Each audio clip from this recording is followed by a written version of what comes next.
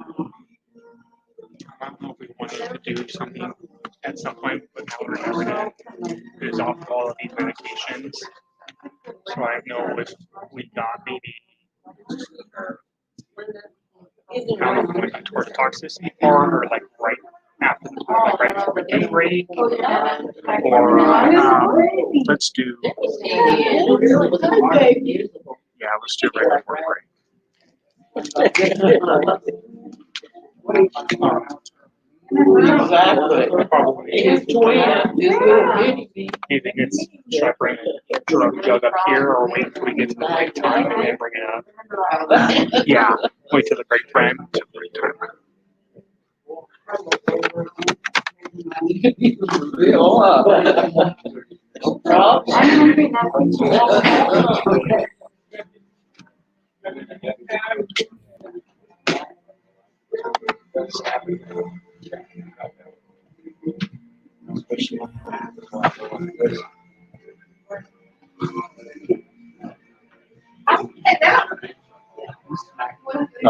Set the timer.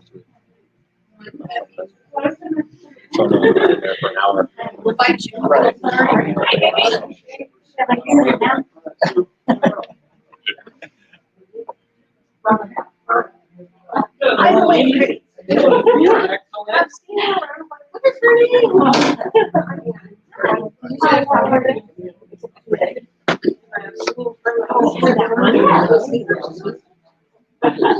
I cried. I don't know if they're over there next to the coffee. I will, but you may not get one. Yeah. I'll eat yours. Absolutely. Hi. Where are we going? Oh, do we just need to get up and move around? Yeah. Okay.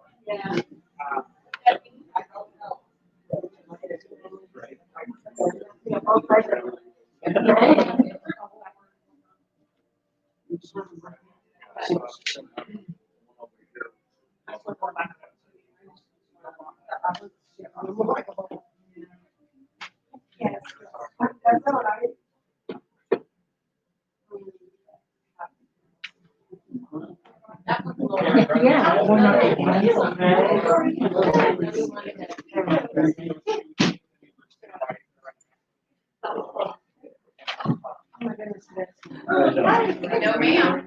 I'm Lori.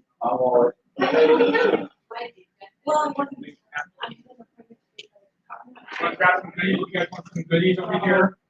Bring some snacks.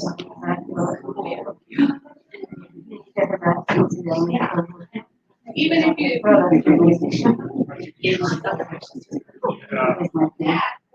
Nice thing is you walk out there, you walk in here, and go like this. I do that sometimes. Yeah. Okay. That was good. Sometimes, yeah, sometimes there's cold in the house, and like, I'll go outside. Okay.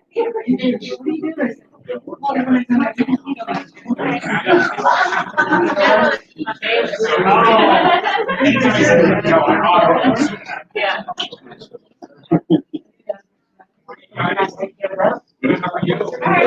No, I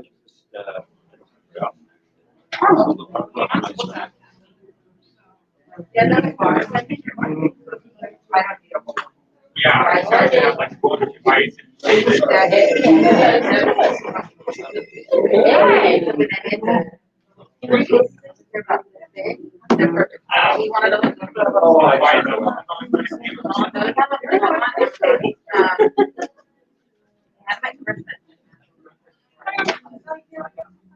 No, that was one of the stage. Maybe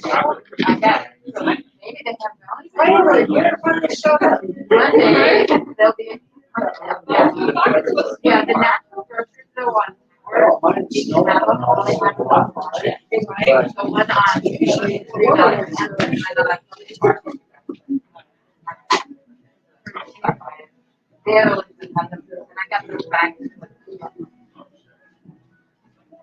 see. Hey, Troy, you have more?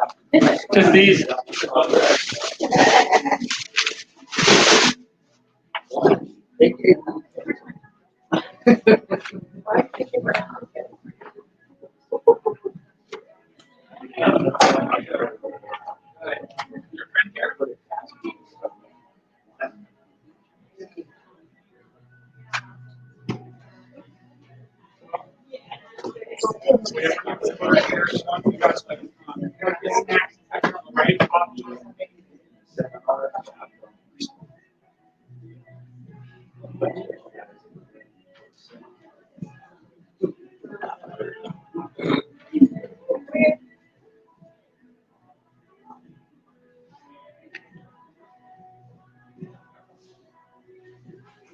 That's not gonna work. I know, but. Oh, that do the opposite.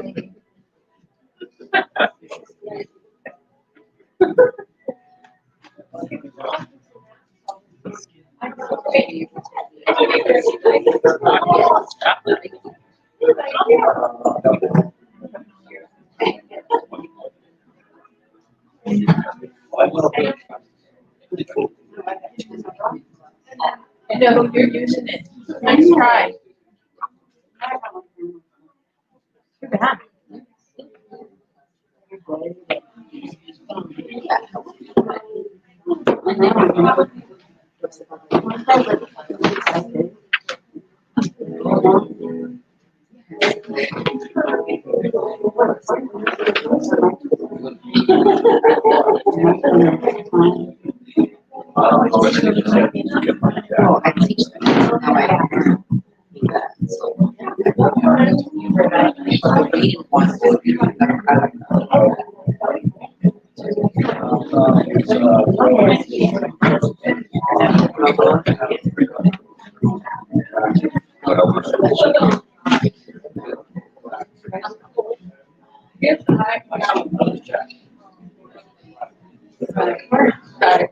A little bit. Back on.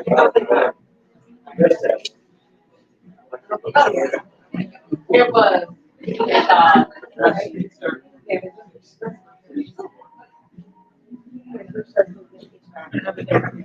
Well, he was.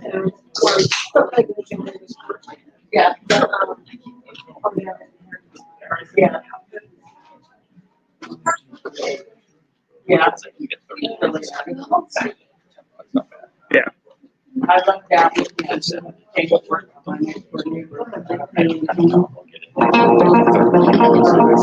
Right.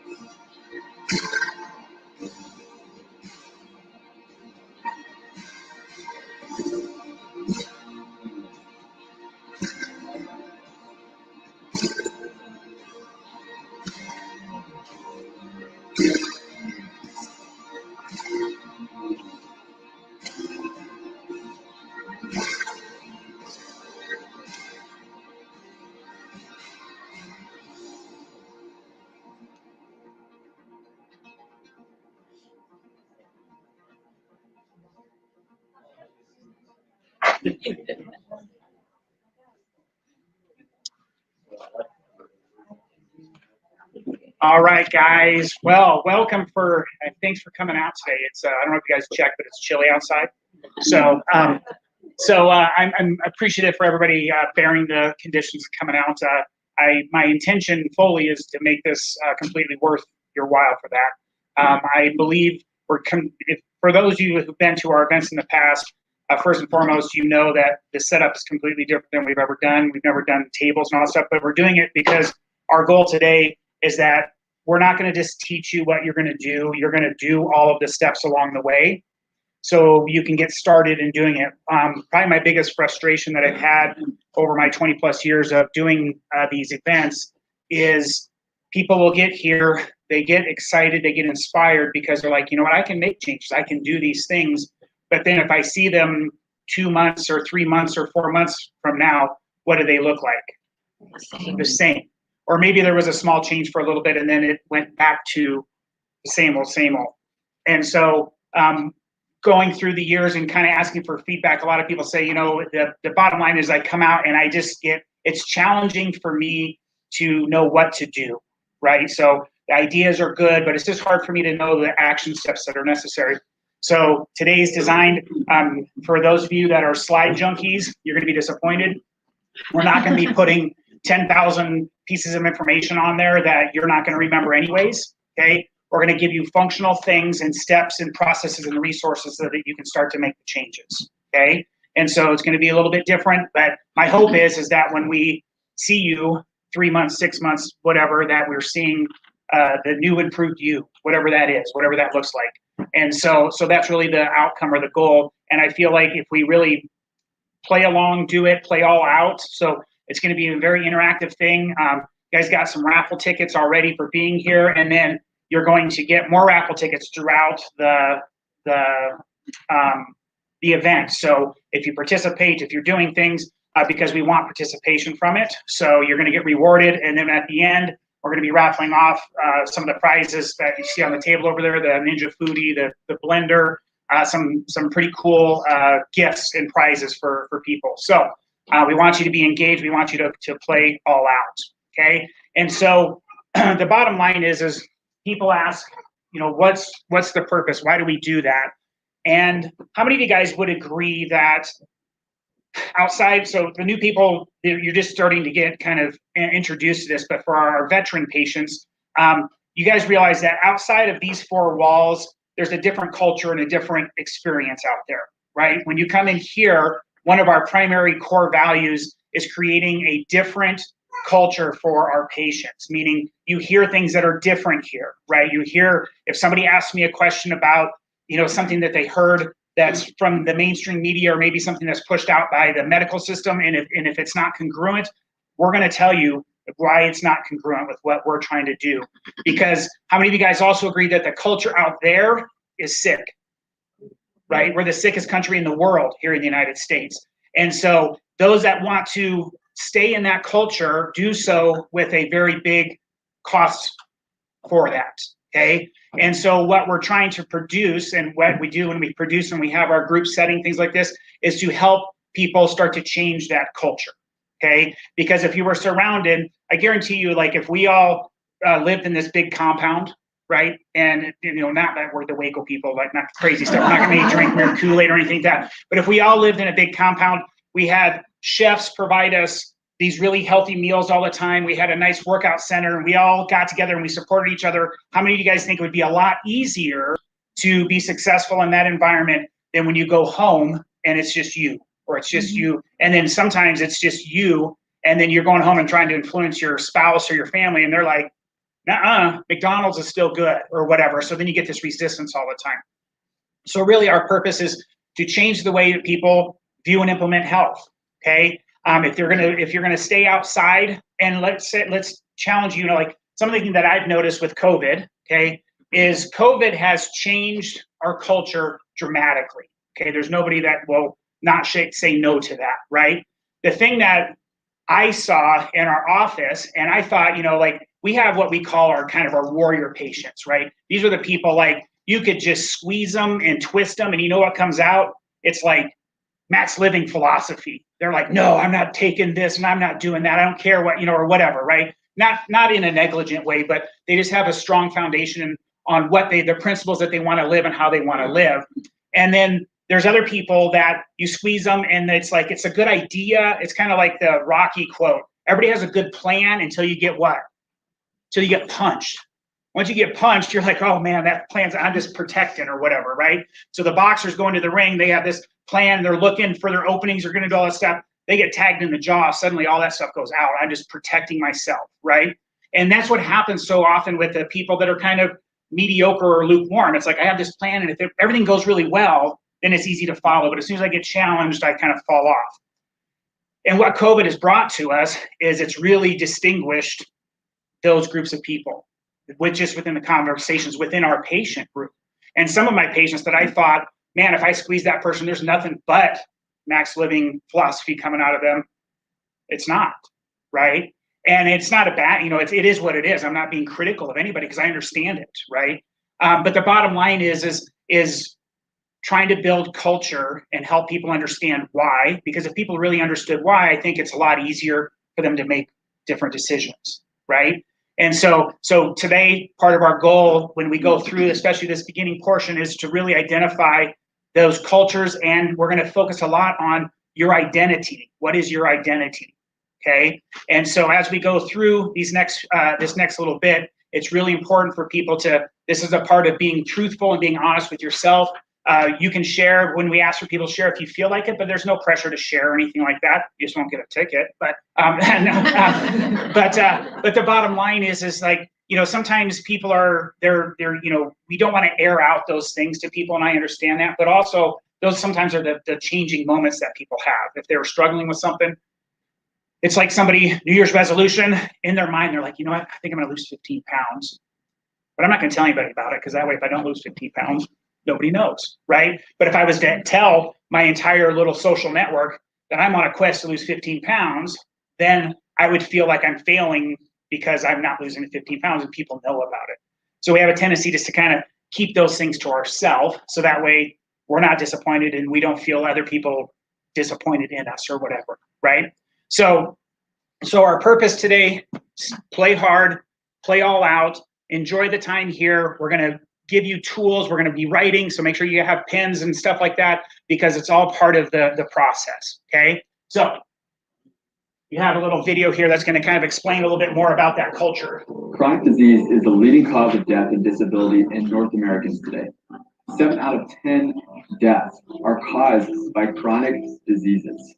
In the U.S., we now spend 3 times more on healthcare than any other developed country. In North Americans, we make up 5% of the world's population, yet we take 70 to 80% of the world's medications.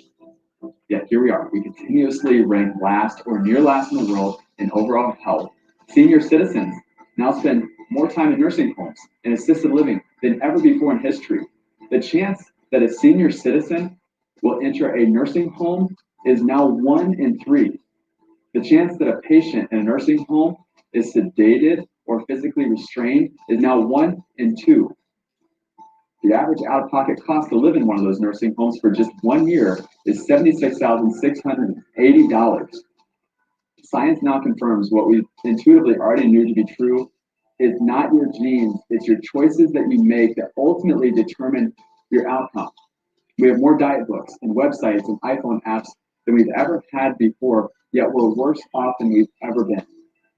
And now the average person doesn't know who to listen to or what to do. So we decided to create truth-based content and deliver an experience that we call a makeover.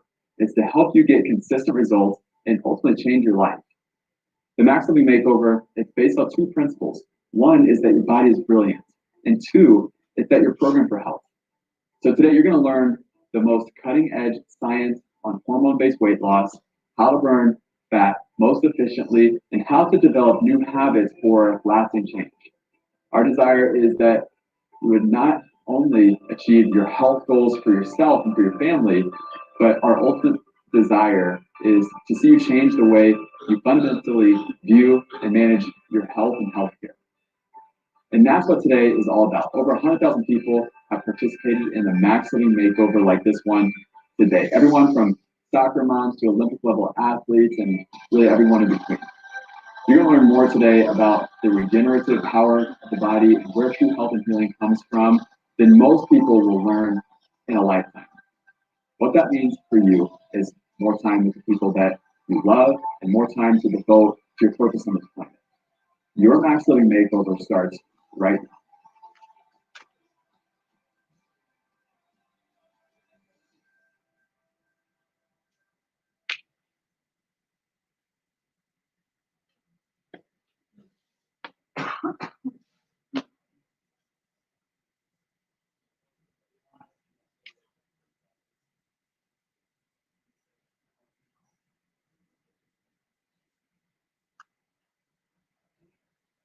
Just give us a few minutes. Technical difficulties.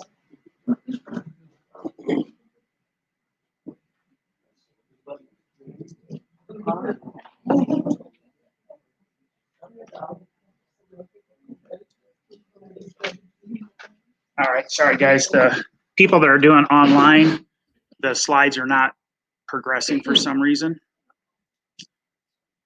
And so they're like, all they see is the little live pictures that's like this big.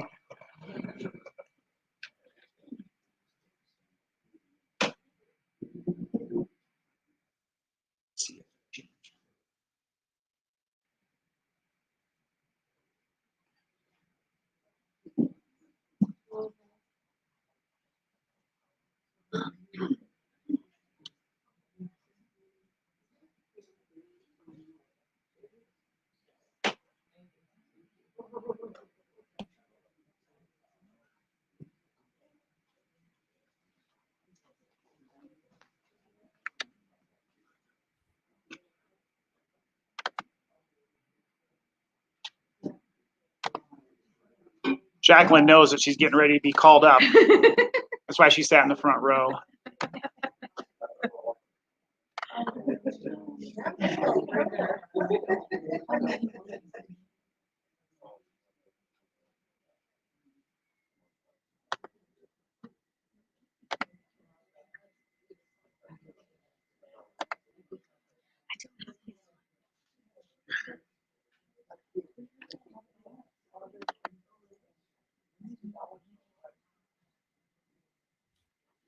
Okay, let me see if there's.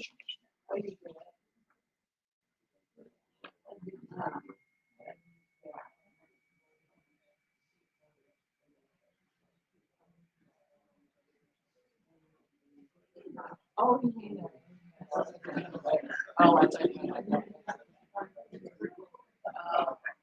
right. Hey, didn't even need Jacqueline's help. I know. Okay, so we'll unpause from that. Thanks for your patience there. So one of the things we put up a couple weeks ago was some new mandates. So we hear about all these mandates coming out from the government about, we got to double or triple mask now, or we got to, do this, and you got to sanitize every 13 seconds. There's like all these mandates. And we thought, wouldn't it be better if we mandated like self-care things, like taking care of yourself, uninterrupted nerve supply, that's our bias, get an adjustment, healthy food, exercise, vitamins, and quality sleep. If we mandated those things, how much better off would the health of our country be? And then when we do face a virus of whatever type, if we were all healthier, would there be as much fear associated with it? No, because ultimately, even with the current health of our society, which isn't very good, what's the fatality rate overall with it? Yeah. 0.5%. Yeah, it's like 0.2%. So 99.8% of people are making it through, right? And that's even with not having great health currently. So if we changed our mindset and changed our mandates and just said, hey, why don't we start mandating good things? I think we would all be doing better, because you guys understand that this isn't the end. It's not like if we get everybody vaccinated, then we can all live happily ever after, and we're never going to have another thing, right? Because it'll be COVID-21 or whatever will come, right? And you can just look at since 2000, we had SARS and MERS and bird flu and this and all of these different things over the time, and they've all been these scary things. Nothing been quite as dramatic as COVID, but it's been building, right? So they're not just going to go away.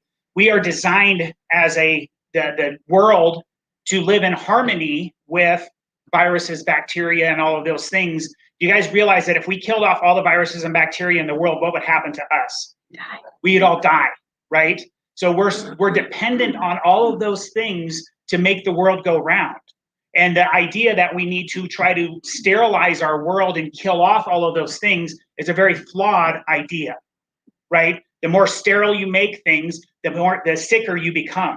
Which is, I'm not saying go around and like lick the bottom of your shoes, so don't misunderstand me. But I don't know if you guys have friends or family, or maybe it's even you, that literally, like, you own stock in Lysol wipes and Lysol, and it doesn't matter what's happening, not even before COVID, I'm wiping everything down. You know what, when you talk to those families, guess who's sick a lot? Those people, because they're not building immunity. When you're in a sterile environment, you don't build immunity, right? So we need those things to build immunity, keep our body strong, and that's a completely different mindset than what we're dealing with today, okay? So the mind of a champion. So what does it take? And we talk a lot about this. We talk about big whys. Would you guys agree that if your why is big enough, the how doesn't matter? Yes. Right? So I use an example all the time. I say, if we took that room, our exam room right there, we put 3 kids in there, we locked the doors, and then we started a fire in there, right? And the kids can't get out. How many of us would sit around and try to figure out how, well, what do you think? Let's see if we can find a screwdriver. Maybe we can take that door. Well, no, the screws are on the other side. Well, shoot, there's a little air vent. Maybe we can somehow burrow through. What would happen? Kick the door down. People would be just bashing into the door. And if it took 3 guys all at one time go through that door, we would do whatever it took to get the kids out, right? So when people learn new things, one of the laws of success in change is what's called the speed of implementation. How fast do you start implementing it? Because if I share it with you today, I talk to you next week and you're like, I'm just trying to process it all. I'm trying to figure it out. You know what that tells me? Nothing's going to change.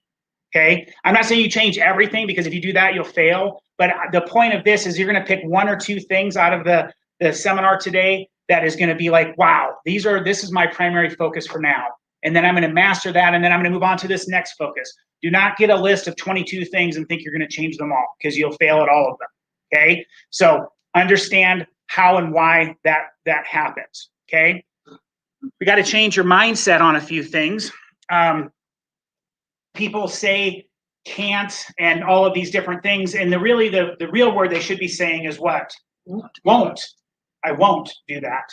And it's fine if you made a decision that I just don't do that. That's fine. But don't say can't when you really mean won't, right? Because if there's an ability to do it and you're just choosing not to, then it's not really a can't. And we get stressors in our life all the time, right? If anybody knows that model of success, everybody thinks success goes like this, but what does success really look like? like this, right? You'll kind of keep going up as long as you keep moving forward. It just wasn't quite as smooth and as paved road as you thought it was going to be. So, where'd my bands go? I thought they were over here.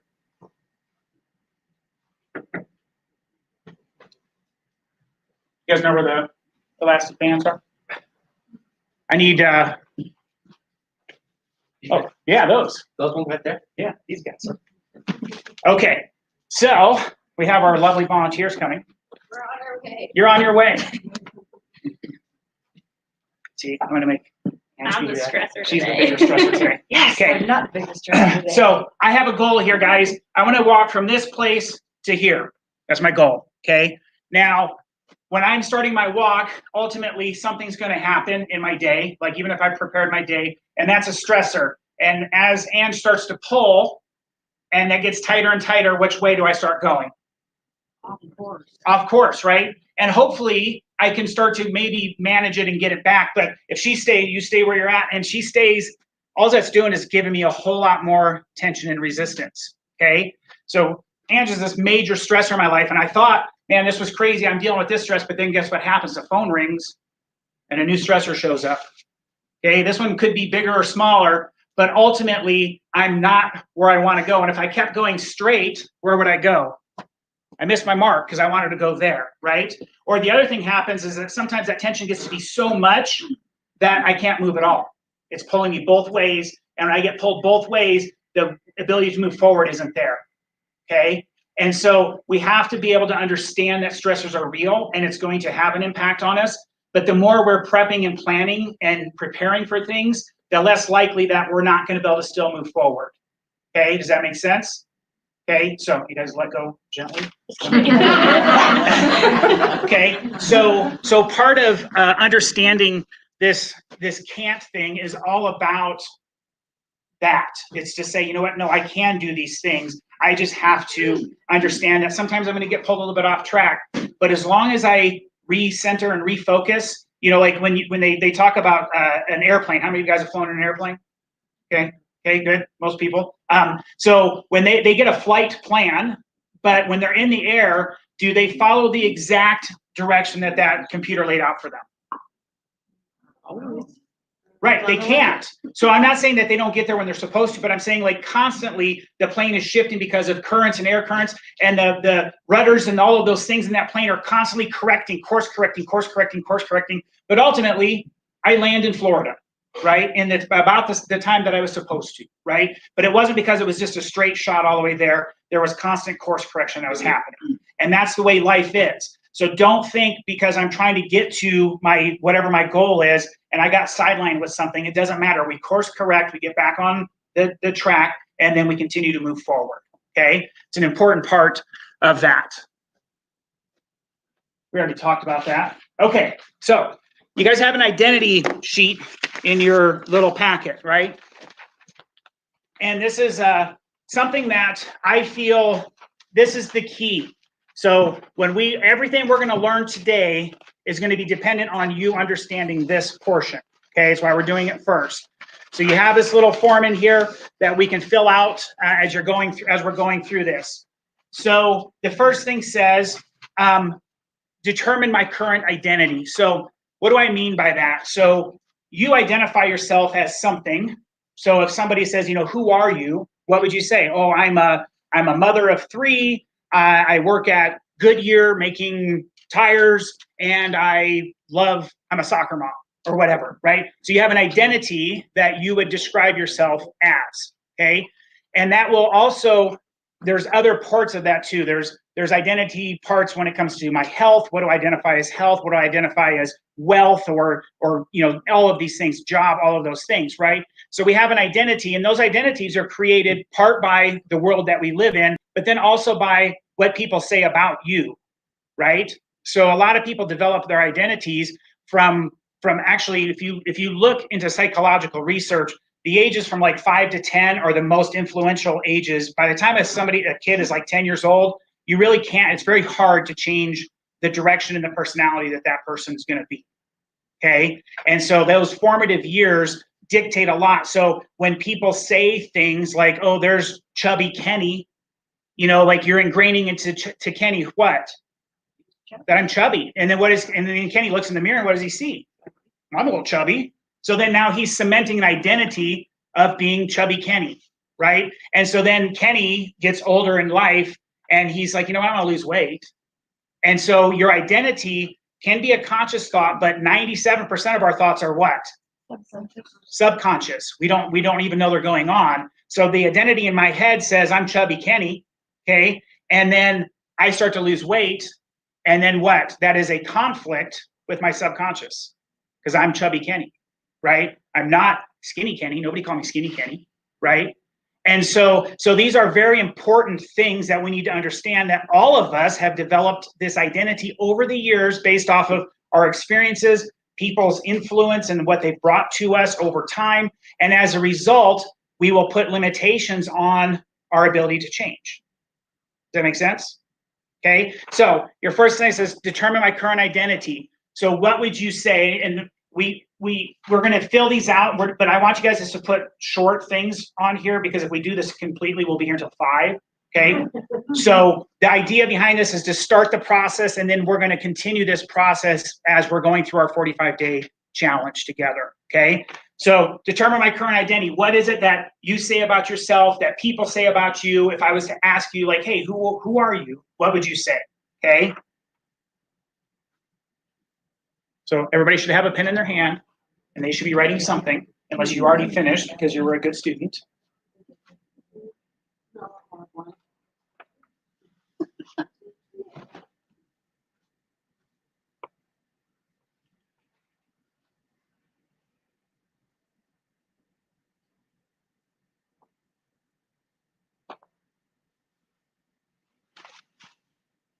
Okay. It's important to understand and write down also, when somebody challenges you, what's your go-to, call it, it's an excuse, but what's your go-to excuse, right? So let's say I said, Ronica, you're running a marathon next weekend. What would you say? I don't know. I'll walk. You'll walk? I'll walk. Okay. Well, that's better than most people. Most people would say what? I don't run. Like, you know what so being transparent here, you know what my number one identity thing is this body designed for running? Look at me. It's not, right? But why isn't it designed for running? Because I've always said this body isn't designed for running. So I don't run. I run when people chase me with a knife. Okay. And on occasion at CrossFit, they make us run. That's one of the reasons I like CrossFit, is because I'd rather row and bike and ski erg and all those things rather than just run. Okay. But bottom line is like, for years, my identity was I don't run. And the reason why I don't run is, look at this body. It's not designed for running, right? What's a marathoner's body look like? More like Dr. Troy, right? Okay. It's in your best interest of your body to be super light if you're going to run long distances. So it will make it super light. That's why, every person who runs well in marathons all weigh like 78 pounds with their shirt wet, right? Because it's not, but what does sprinter body look like? Hugely muscular, because what do they need? They need power and speed, right? So they have huge muscles. But if you ask a sprinter to run a marathon, they're not doing well. Okay, that's not what they're conditioned for. Their bodies aren't designed for that. Okay, so when we start looking at like how does this identity serve me? Meaning like the goods and the bads. So the good part is hey, I'm a really successful at this, and this. The things that I'm not so successful, it's because my identity is holding me back on those things. Okay, and then those things are what we call limiting beliefs. So a lot of people have limiting beliefs. They will say, like, if I said, hey, you're running a marathon, they'd say, oh, I would, but my knee hurts. Can't run a marathon, my knee hurts, right? Or this is why I can't. So it's a limiting belief, because it doesn't mean me. Maybe right now you probably could, again, like if I pulled out a knife, you could probably run a marathon, even if it was slow. If I just was like Jason and I didn't go very fast, I was just like, and you could walk away from me and stay ahead of me, you could probably do it if you had to, right? But the bottom line is that you could if you had to, but you just don't want to. Okay, so there's a limiting belief that you will say in that. And the thing that we need to understand is that your subconscious will always fight to maintain its identity. Okay, doesn't matter in what category of life that we're talking about, it will always fight to maintain it. So as soon as you challenge it, you get a little uncomfortable. What does your subconscious tell you? Get back in bounds, man. You're out of bounds. Get over here. right? You're chubby Kenny. Do not try to become skinny Kenny. Okay. And so this is part of why people fail. How many of you guys have had a goal at some point of weight loss? You lost some weight and then you gained it back. Be honest, right? Okay. Everybody's probably, unless you're Dr. Troy, although we're gonna see, you guys are gonna see a picture of Dr. Troy that you'll be amazed at a little bit later. But this is not typically, it's everybody's done it, right? Unless you're one of those people that's just super high metabolism and you're the opposite person. You're the person that everybody hates because you can't gain weight, right? And all the people that are overweight are like, ugh, I hate you. So the bottom line is that we have to understand some of these core mental things and how your mind will always fight for that, okay? So why is identity so important? It's so important because of this. So how many of you guys watched The Biggest Loser? Okay, so everybody's seen it probably or heard about it. So they did a study, The Biggest Loser study. This was done on the final season. It was a 6-year study. And they looked, there was 14 contestants that entered the study. The average weight of the contestants when they started was 323 pounds, okay? At the end of the show, the average weight of all the contestants combined was 198. It's pretty impressive weight loss, right? They do that in like 10 weeks or something like that, right? And so then they followed these people and they said, let's follow these people over time and see what happens, okay? How many of the 14 people maintained their weight loss 6 months and 12 months afterwards? One. Okay. 5 regained all of their weight plus more weight. Okay. And then the leftover 8 were somewhere in between. Okay. The average weight of the group a year later was 298 pounds. So not 323 where it was. So there was a 20-pound different benefit. But a lot of that came from the guy who kept it off. One person can skew an average pretty good, right? If you're the person who was really smart and you broke the curve in all your classes, then nobody liked you. That was me, by the way. So, so the bottom line is so then they said, okay, why? So why did this one guy successfully maintain his weight loss? What was the answer? Right. He changed his identity. He worked in a sit down computer job, and he got inspired through this regaining of his health. He went into the fitness industry. He's a personal trainer. He completely changed what? His identity. Okay. And all of those other people went back to their old job. They went back to their old life and nothing changed, right? They were just a skinnier version of this person, but their life dictated that they were going to go where? Right back. Okay. So if you don't switch and change that identity, you'll never be successful long-term with making any kind of change in your life. It's just not weight loss. It's literally any part of your life. Okay. So we have to focus on what do we have to do to start to do that. So the question is, can I change my identity? Mm-hmm. Yes. And it's good news. But does it mean it's easy? No, because what did I say your subconscious will do very diligently? Fight for its identity, right? So we have to actually reprogram the brain to start to understand how that's going to happen, okay? So the good news is there's something down here, it's called the plastic paradox, and that means that your brain is plastic, meaning that it can be molded, okay? And you guys know that up until the 80s, there was no thought that you could do this. That's not that long ago. Well, I mean, it's getting a lot longer than I still think like the 80s was like 2 years ago.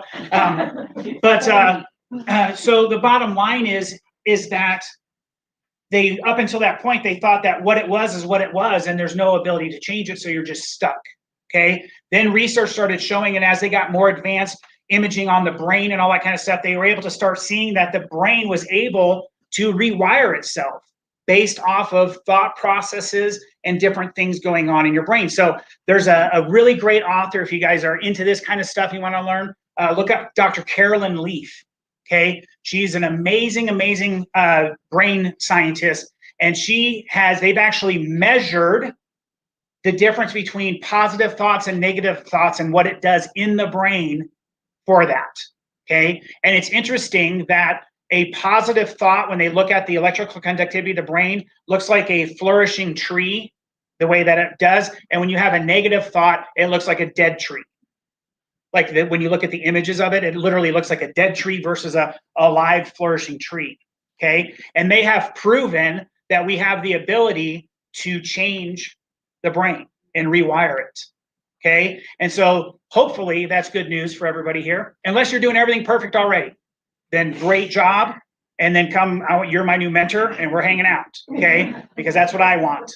And so we can change our identity, but it takes time and it takes effort, and it doesn't happen overnight. So again, that's the same concept of this, right? We're going to have goods and bads, and it's going to go up and down. The thing that you got to be really careful from is that the brain is plastic, not only for good, but for what? Bad. So the more bad thoughts that you put into yourself, the more negative self-talk you have, the stronger you're building those connections. Okay. So you ask yourself, one of the questions we tell all our patients to ask themselves is, would you be friends with you? Like the way you talk to yourself, would you be friends with that person? If that was a person out there and they're like, man, you're just fat and lazy. You don't do anything right. You just constantly fail. Would you be friends with that person? No. Well, hopefully not. If you are, like, we need to have another conversation, right? But the bottom line is you have to fire that person, get rid of that guy, right? I need a guy who's supportive of me. And even if it's not real, like, you guys know that your brain doesn't know the difference between real and not real, right? A thought is a thought. And so if I continually visualize good things happening, what does my brain think's happening? Good things, right? And it will start to that rewiring process. But if I constantly have worry and fear and all of these things in my brain, what am I doing? I'm wiring it for fear and anxiety and all of those things. Can I just make a comment real quick? Yeah. I had a mentor tell me that, and this is true, the brain doesn't hear no. Right. The brain does not hear the word no. So if you're telling yourself, I don't want to be fat, skinny, tall, short, whatever, it's hearing that that's what you want. Right. Yeah, I don't want to be in debt. Right. And it's hard to change that thought. I have really been working on this. Yeah. To go, this is what I do want, not what I don't. Exactly. Focus on what we want, not what we're avoiding, right? Okay, so how do we change our identity? There's step processes for this. This is just one resource, guys. If you start digging into this, there's about 218 different variations of this. I don't know any one of them that is the gold standard, okay? So the first thing is determine my current identity. You got to know who you are. You ready? Yeah. Okay. You got to know who you are. And so as we're getting started, you have to first find out, like, who am I and what am I trying to do? Pay no attention to what's going on over there.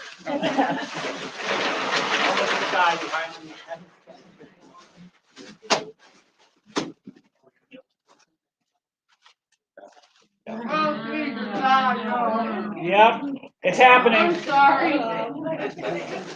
That's me. You all paid for this, right? Why are we doing this to him?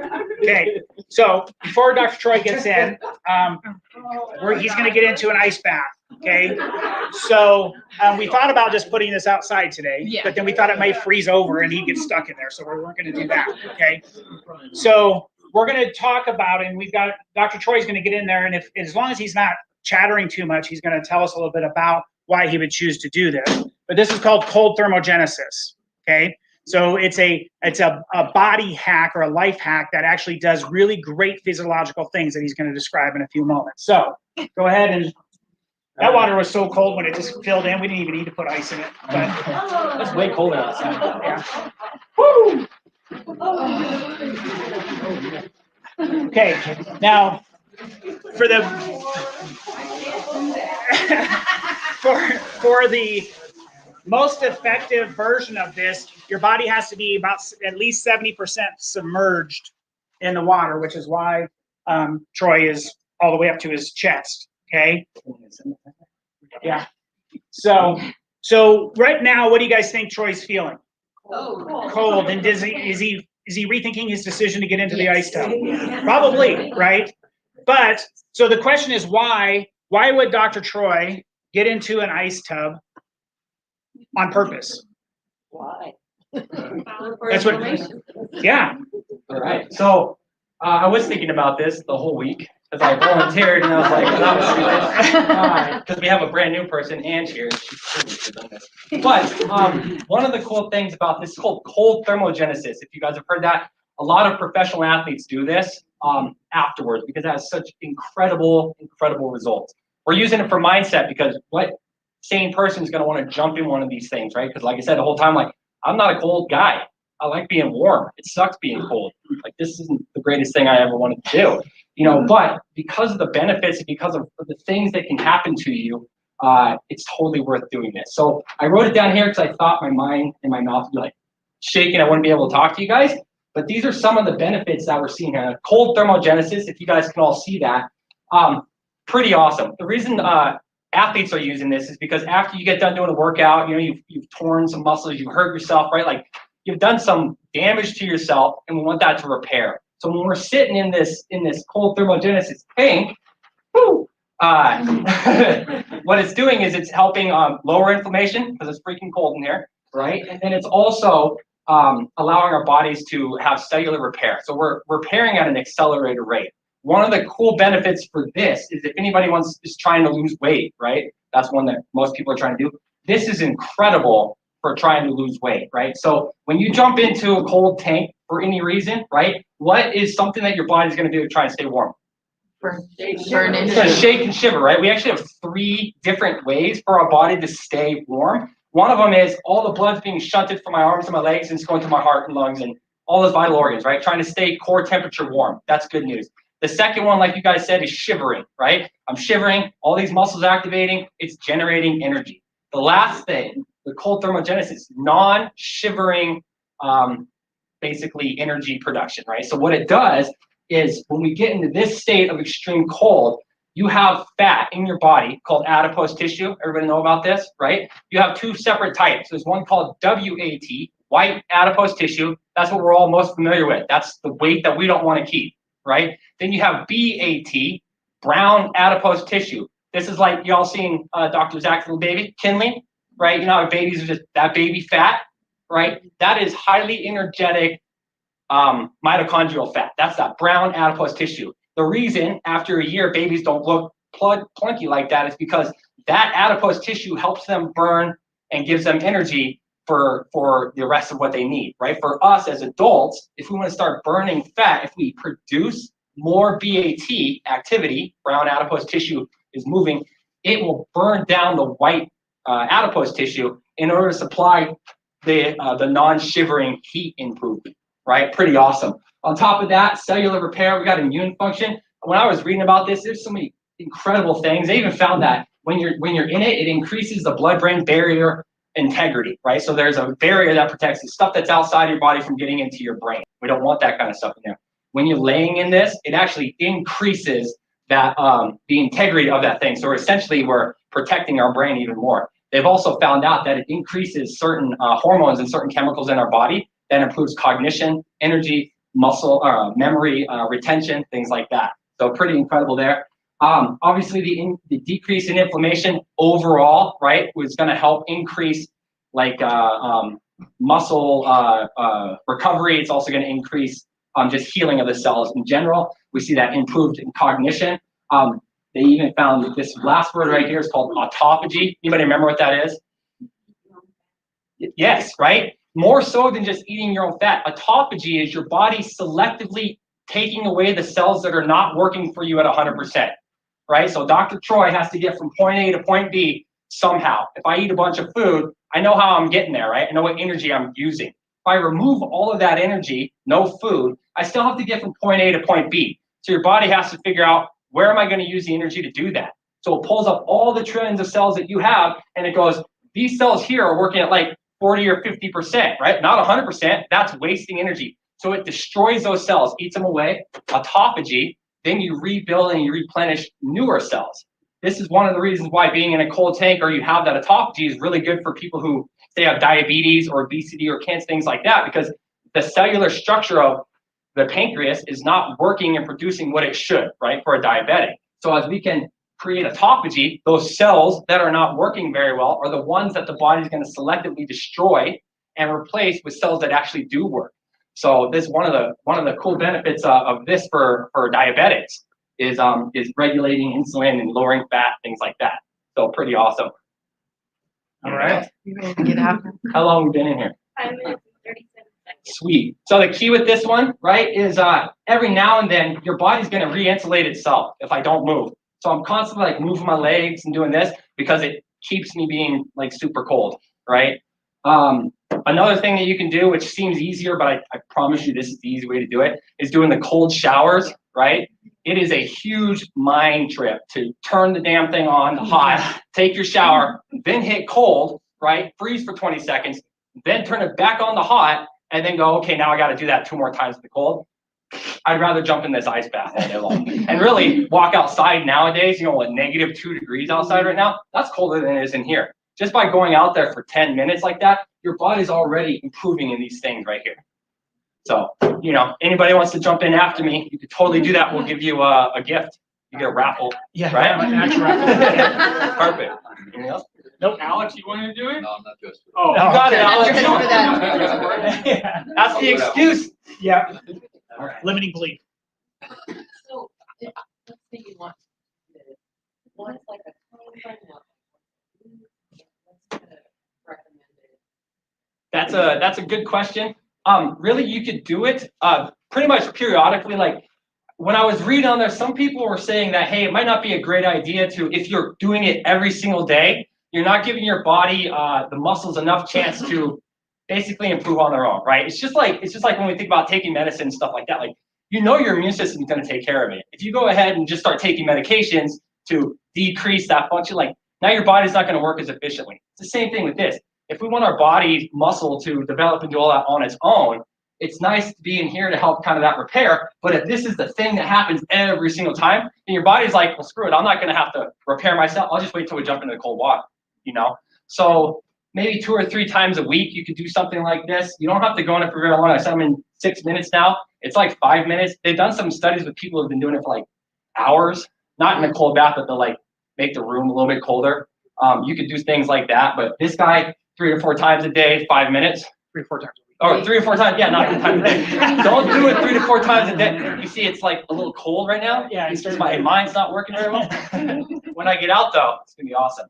But yeah, good question. 3 to 4 times a week, 5 minutes. You're gonna be doing really good. So, any other questions? If you were to take a shower, like you said, at least do that. Yeah. Yeah. The same pattern. So We have- contrast. We have some people that will do that cold shower every day. Like that's kind of, I was talking to somebody yesterday and they're like, I do that every morning. I'm like, damn, that's awesome. Yeah. But you could do that one a little easier. Just 5 minutes in here, you probably want to do that every single day. Yeah. Yeah. That'd be way nicer because it's way colder, but a lot quicker. Yeah. It's like Yeah. 2 minutes. Yeah. Those are really quick. Yeah. Right. Yeah. Yeah. Yeah. You can't, because that goes so cold. If you're in there longer, it starts causing frostbite and stuff like that. So the nice thing with this is like, this is cold, but there's really no danger of damaging anything unless you were in there literally for like hours, right? Like it's going to get really cold and but like when you're in an ice bath, the temperature never gets so cold that it would create permanent damage to that. Oh. Yeah. Well, unless you were in there for, again, a really long time. Last thing for this, the key with getting in here and like I'm kind of talking without like my voice all getting all over the place. What we could do in this is like box breathing. Ever goes her breathing techniques to help put us in a certain state. So this is a stressor. My body is looking at this like, oh shit, what are you doing? Yeah. Right? Now I'm trying to get warm and all this stuff. So that's a lot to deal with. So something that you could do with this and any other stress that you have in life, like if you're getting ready to do a big talk or something like that, you'll do what's called box breathing. Anybody ever heard of that? Okay, box breathing. It's 4 by 4 by 4 by 4. You make like a box, right? So I inhale for 4 seconds. I hold for 4 seconds. I exhale for 4 seconds. I inhale for 4 seconds. Hold, sorry. I hold that for 4 seconds. I just keep repeating that. It's forcing my brain and my body to focus on the breathing and not how freaking cold it is, right? And everything else is going on. Not the stresses that I have in life. It's all I can focus on is breathing because you have to constantly count. You got to make your breath do it. So one of the cool things is it refocuses us, but it also helps decrease our stress response. It puts us more into a parasympathetic state, so we're not ramped up like this all the time. it's an incredible thing to do. Not just if you're going to get in a cold pool, but if you have any type of thing, you know, you're going to have a good meeting or something like that, you're worried about, you want to have a little bit less stress, a little bit less anxiety. Box breathing is an incredible technique to do, so you can have that. So, I'm gonna get out of this. Yeah, he's getting cold. Huh? 7? 11 Oh, minutes. 11. So after like 4 minutes, you're like numb. So. So physiologically, would a hot tub have the opposite effect? You know, it's not exactly the opposite, but there are benefits. Okay, they're just different. So, you know, there's people that do this, and then they will do sauna treatments. They'll get into it. Go get. I'm gonna go do that right now. Yeah, he's gonna go get. Yeah, we got our sauna on in the back, so he's gonna go get in the sauna right now. But so there are benefits, but they are a little bit different. So there is, like, the infrared sauna has tremendous amount of detoxification benefits and metabolism benefits and stuff as well, but it just works through different mechanisms. So. Is that what you should do afterwards? Is to warm your body right up, or should you let it acclimate to its normal temperature on its own? Right. The science is not 100%. Like, I could show you a study that says, hey, if you do it slower, you're going to have these benefits. And then if you heat up quick, you don't have those benefits, but you get these benefits. So I don't think that there's a right answer. Like, I think it just, you know, when you're reading through it, you try to figure out, what am I looking for? If I'm looking for these results, then I would do it this way. And if I'm looking for these results, I would do it that way. Okay. All right. So, all right, back to changing our identity. So, the way we go through this is we have to identify, what am I saying about myself? How does it serve me currently? So how does it protect me when if somebody asks me, or if I'm supposed to do something I don't want to do, why is that? How is that identity protecting me, right? Maybe it's something we need to change, but currently that's how it's protecting me, for the good or the bad, right?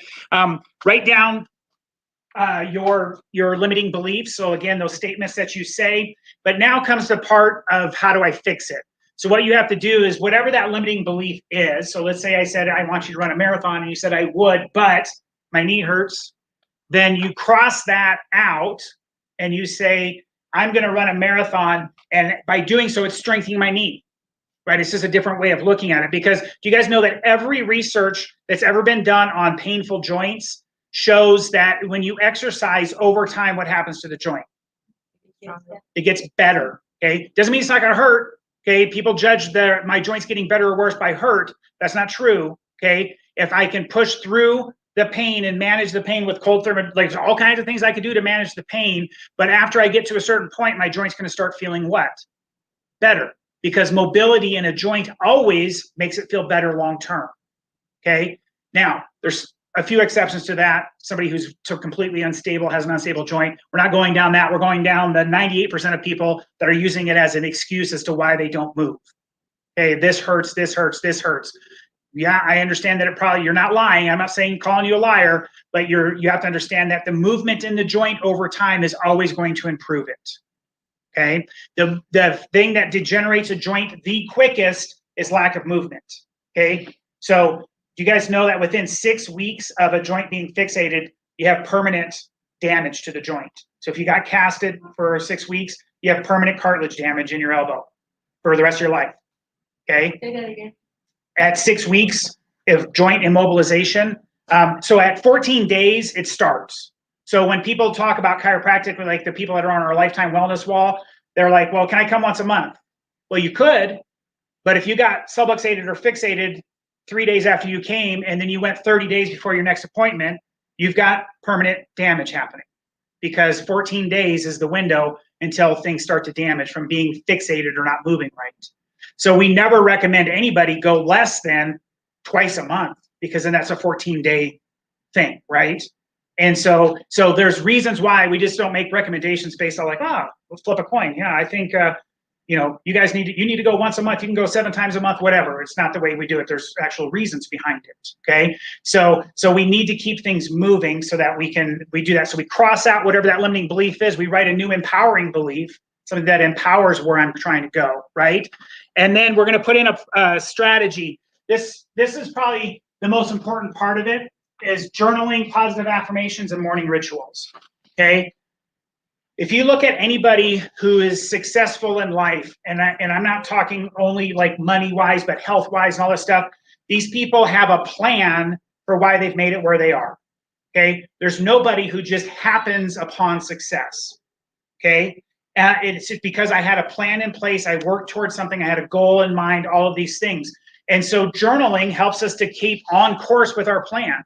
So if I'm writing in my journal every day, and it doesn't have to be a 4-hour process, it can be 10 minutes, 5 minutes, right? Wake up in the morning, I write in my journal, here's what my goals are for today. Here's what I want to get accomplished today. I'm going to do this today. And then at nighttime, I go through and I look at the gratitude, like what did I do good today, right? Did I accomplish these things? If I didn't accomplish something, that's okay. I understand it. And guess what's probably going to be on my priority list tomorrow? Whatever I didn't get done today. So writing those things down, okay? And then the next step is the positive affirmations. So what are positive affirmations? If someone give me an example of that. Okay, yeah, you did a great job, right? That's something that's super simple, right? So an affirmation is something that you're saying that's positive about you, right? There's a great video, I don't know, I follow this pastor, Pastor Furtick. He's from Elevation Church in North Carolina, and that's one of the largest churches in the whole United States. And this guy's a young guy, and you're thinking like, gosh, why is this guy, like, how is he who he is? And so they actually made a video of his Sunday morning routine from the time he gets up in the morning until he's on the stage at his church doing his sermon, okay? And it went through, and as he gets up in the morning, he does his, we had to close the door while he took a shower, and then they came back out, and you look at his mirror, and what's all over his mirror? Post-its. And they say, you're an amazing leader. You're chosen by God to bring a message. Like all of these things around his mirror. So what is his focus and his intentions? Okay. Then when he gets to his church, he goes into his kind of like his green room or dressing room area. And what's on his mirror? Post-it notes. And you look in his car, and what's on his dashboard? Just all these affirmations about who he is or who he wants to become. Maybe it's not who you are yet, but it's who I want to become, right? And so if I'm constantly putting those things into my brain, then every time those negative thoughts come up, guess what? The affirmation overcomes it. Like if I get that negative thought in my head, I'm like, no. I'm a successful this.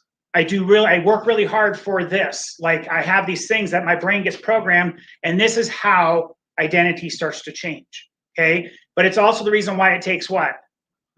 A long time, okay? Because your subconscious is holding on to that old you that you've been accepting for who knows how long, right? So there's a time frame there that nobody likes. It's the same with regaining health for many people. When people come in here, they want adjustment number 1 to fix every problem that they've done over the last 37 years to their body. And it doesn't work that way. It takes what?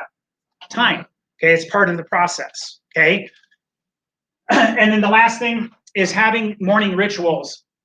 I've talked about this for my entire career. The people that wake up late, that hit snooze 14 times, you're setting yourself up for stress and failure every day, right? Because you're getting up late, now you're rushed, you're running downstairs, you're missing stuff, you didn't get this, and now I ran out the door, forgot one of my shoes. It's like crazy things happen. Then you get in the car and you're running late, so you're trying to weave in and out of traffic going 70, you're flying the bird and honking your horn at people who are just actually going the speed limit because they didn't wake up late, and you're all frazzled up. You get to work, you walk into work, your boss looks over and he's like, see, you're late again.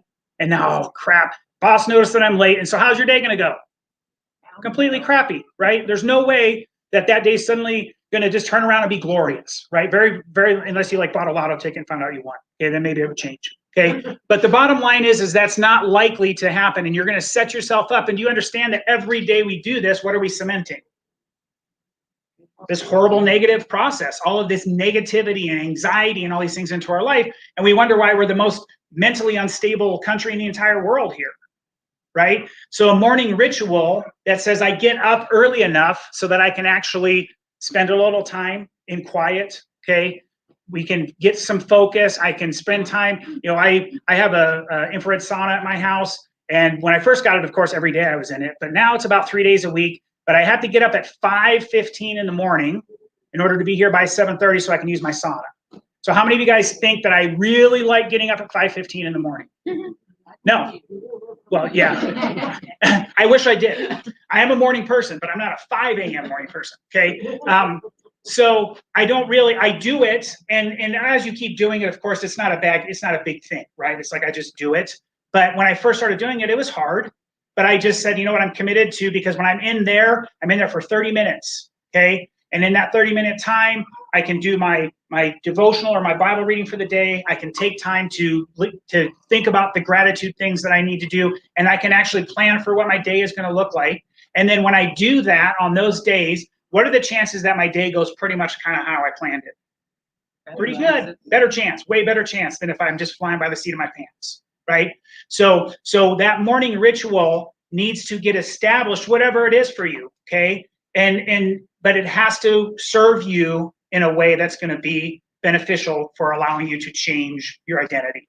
Okay. So if you master those 3 things, our positive affirmations, some journaling, morning rituals, and that self-talk thing, you can start to change that for yourself. Now, the next thing is having somebody who's an accountability person for you. Okay. How many of you guys think that it's easier, like we talked about, if we were all lived in this one big house together, it would be easier for us all to make better decisions because we have the support of what? Everybody here. And when you tried to make a bad decision, some people are like, hey, why are you making that decision? Let's make a better decision. Okay, let's make a better decision. It would be easier, right? So accountability is important. The last step is find a mentor. In the United States, weirdly enough, people are very challenged with looking up to people. Because everybody in the United States, we're all taught that we're all self-made.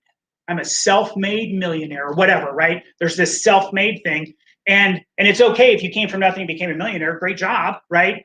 But I guarantee the people that did that, they really weren't self-made, right? They had mentors. They had people who they saw like, hey, if I'm having a little struggle in my relationship with my wife, and then I look and say, hey, you know what? Alex and Nubia, man, they got it going on. Their relationship is amazing, and I'm going to intentionally make sure that I'm spending some time with them and talking to them about struggles and see maybe they've got a different perspective that's going to help me through that, right? Rather than figuring it out on my own. And so whatever area in your life that you're trying to change, whether it's weight loss or marriage or relationships or finances or whatever, find somebody, and you don't even have to know them. Like sometimes, YouTube, the one benefit of YouTube is like you can download Tony Robbins videos all day, right? And you can be inspired by Tony Robbins or whatever. So Tony Robbins could be your mentor, and Tony Robbins doesn't even know what. He's your mentor, right? Because there's enough content out there for him. So it doesn't have to be that. It can be reading a book, it could be doing these things, but it's intentionally putting something in front of you that's going to help support the changes that you want to see in your life. And you've got to be able to do that, okay? All right, so everybody has their little vision wheel, okay? So, everybody pull out this paper here. We're going to turn this part over, and we're going to look at your life wheel here, okay? So everybody's going to do this part. The rest is going to be homework, but we're going to go through, and you can read each thing. So let's read nutrition. How would you rate yourself on the intake of quality whole foods in like organic fruits and vegetables, pasture-raised organic meats, and whole unrefined grains? So in that box that's pointing to, 10 would be the blue line all the way out the edge. 0 is in the center, okay? So if you were saying, you know what, I'm about a 4 there, then I want you to draw a line about where you think 4 is to kind of connect the 2 spokes there. So wherever you feel like that is, okay? Then you're going to move on to toxins. You're going to move to oxygen and exercise, your core chiropractic, your purpose and spirituality, occupational, love and relationships, and mindset. So you're going to go through that, and you're going to rank yourself on how do you feel you're doing in those areas, okay?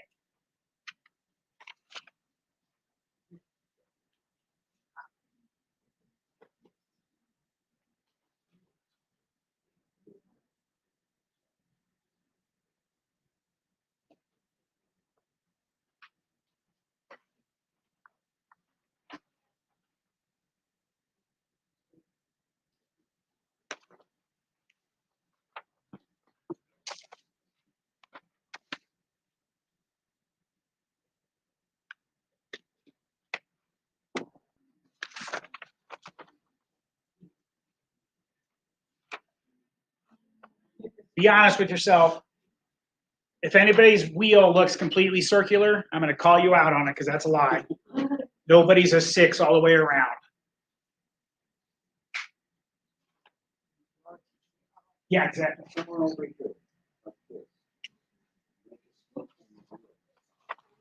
Just connect the spokes. So you'll have a wheel inside the wheel when you're done. Oh.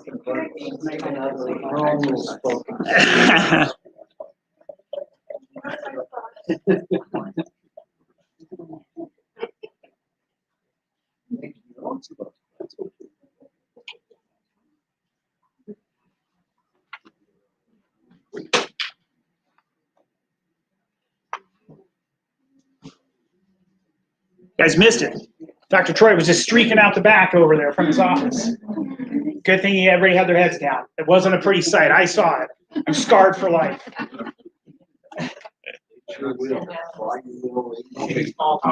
Huh? Yeah.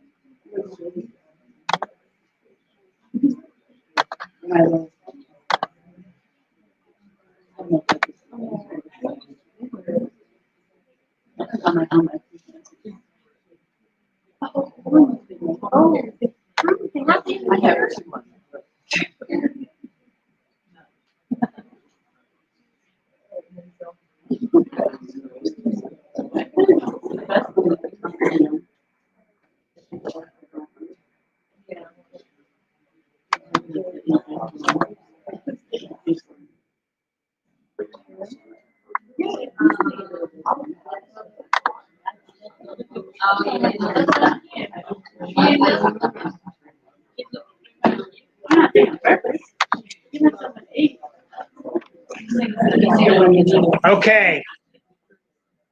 All right, guys. So, who would like to share something on their wheel that maybe I want you to share a high number, something that you feel you're doing really good at. Okay. So, why would you say that you're doing good there? Like, how do you make sure that that stays a high number? Trying to make sure that I'm keeping in touch with my friends and family and doing my part.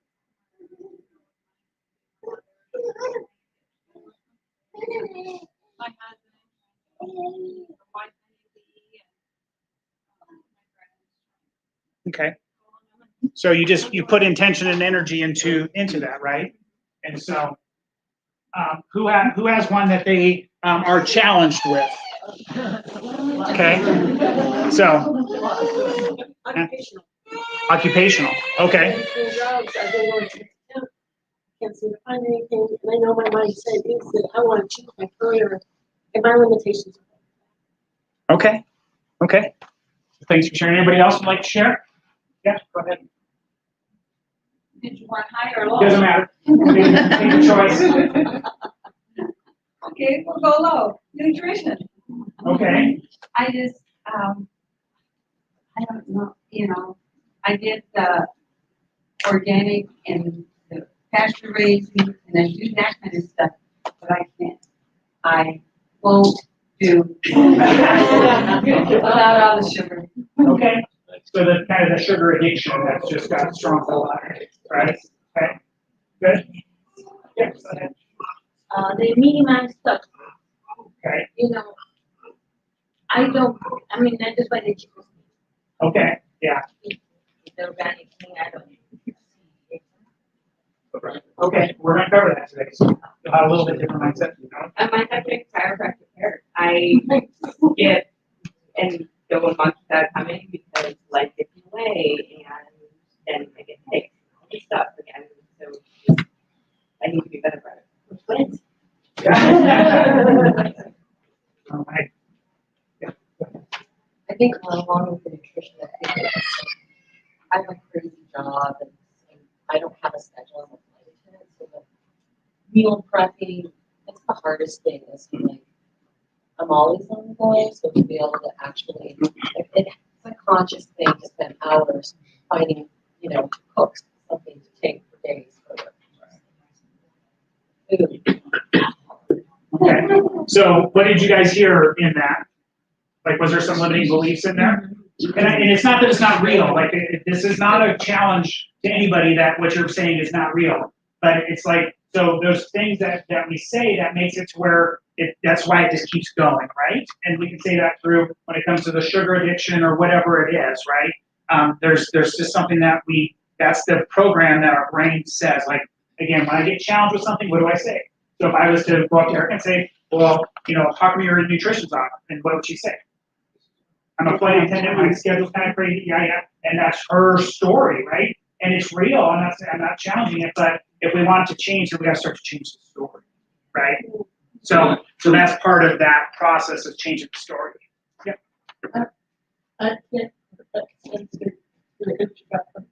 Okay. I love them a little bit. You feel it her here and she'll let me get strong in our household.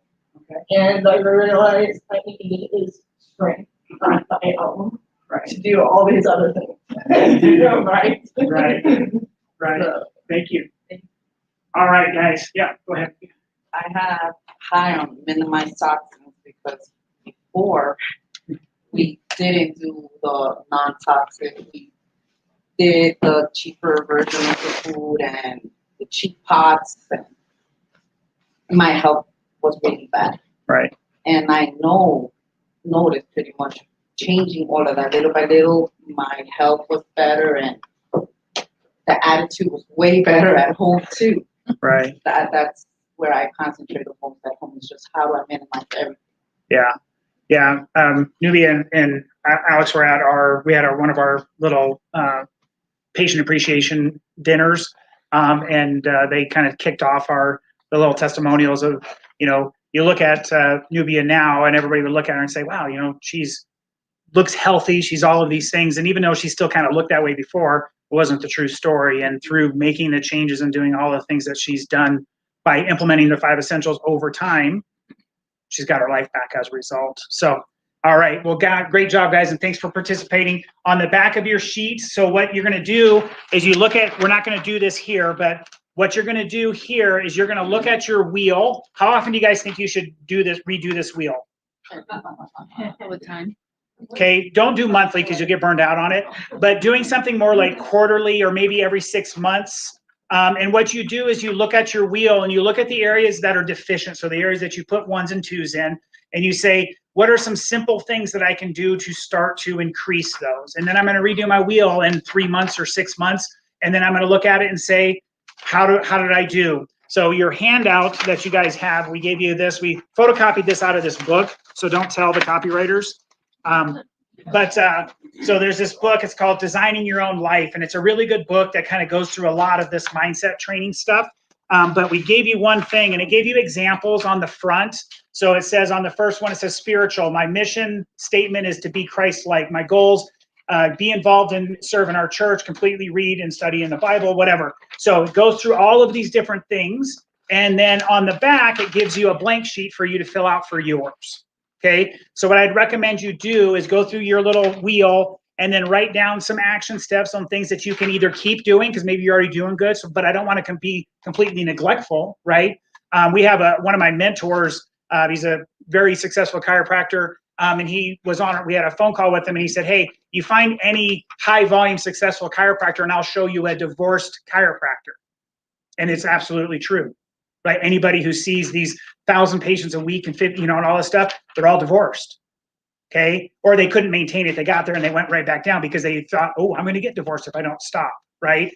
And so there's certain mindset things, and so I can't neglect something if my goal is to increase my livelihood business wise, and that's my only focus. Well, then I'm going to lose half of it when my wife asked me for a divorce anyway, so it didn't work out all that well, right? So make sure that we're not becoming completely neglectful of areas, but understand that it is normal for your wheel to constantly be changing, right? There's going to be a time when I need to pour more time and energy into my family, and as a result, I can't put the same energy into my office, right? And so maybe as a result, we hit a plateau there, and we're like, we're comfortable. Let's just maintain this for a little bit.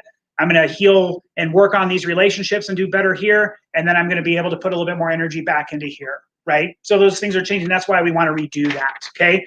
Once you figure this part out and you write down your goals and the different examples, then you'll fill this out and you'll look at what's my vision over the next time frames. Okay. All right. So that's homework though, because again, we'll be here until 7 o'clock if we do all these things here. Okay. Now, the last thing we're going to go over, and then Dr. Zach's coming up here.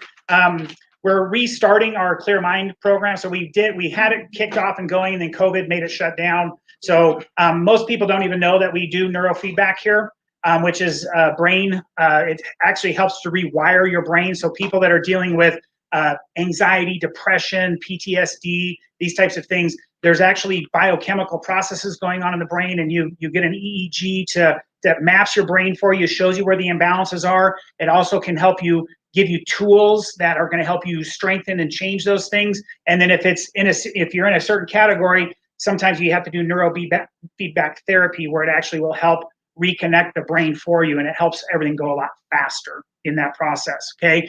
And I'm only putting it on here because we're just wrapping up the mind part. And sometimes people are chronically struggling with these things. And if they can't get over the hump on those things, it's very hard to change other things. Okay. So we're going to be holding a class on March 6th. It's another Saturday, like 3 weeks from now, or 4 weeks, I don't know.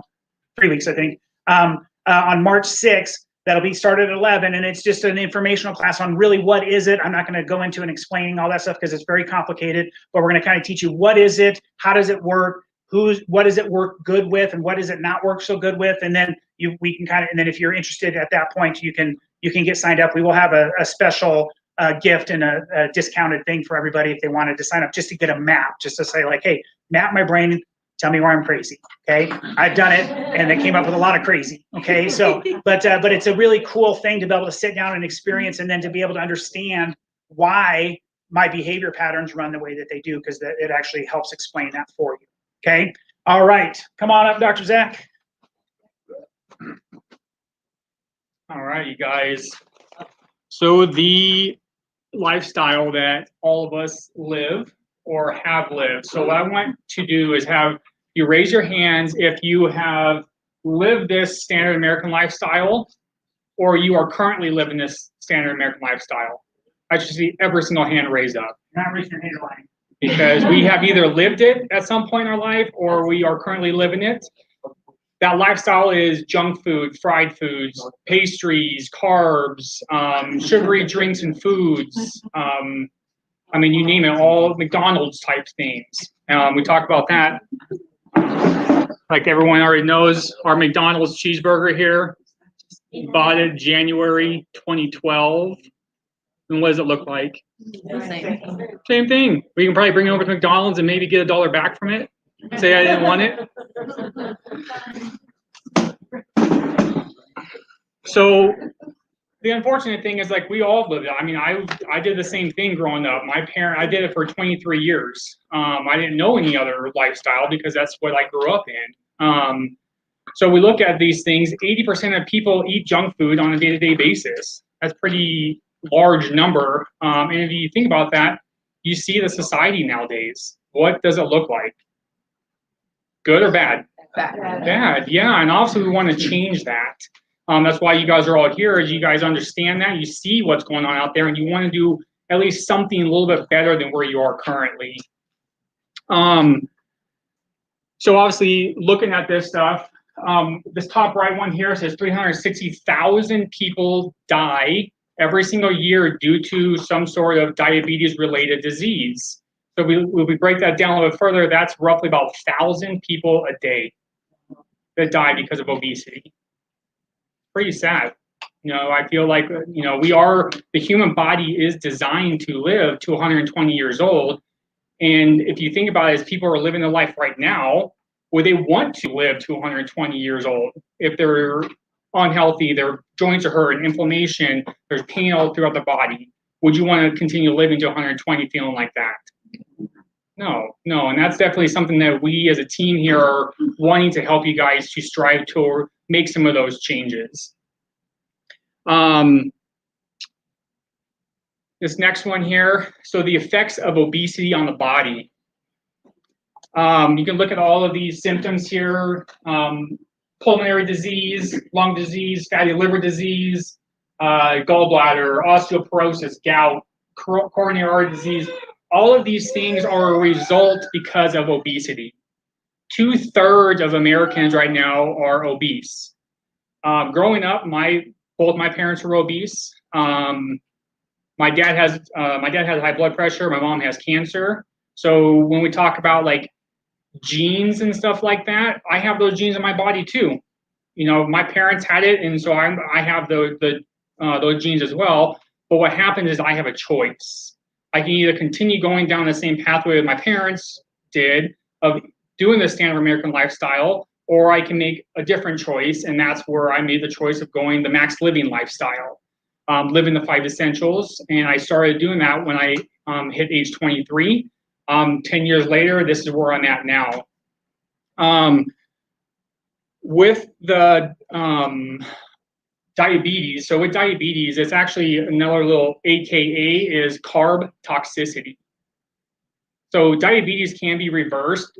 We just got to make the right choices. We just got to understand what we're putting in our body and make sure that we change those so that our body can restore back to what it was meant to be. Back in 2015, so since 2015 to where we are currently, diabetes has increased by 110%. That's pretty crazy to think about. What do you think 5 years down the road, if we continue living outside of, you know, the outside culture, if we continue following that pathway, do you think that number is going to go up or go back down? Yeah, it's going to continue going up. We've got to change something, and that's why what we do here in this office, that's what we want to do, is make those changes, okay, and help you guys with that.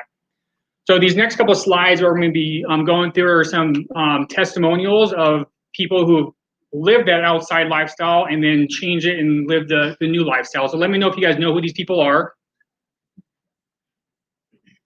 Yeah, who is that guy? Both of you.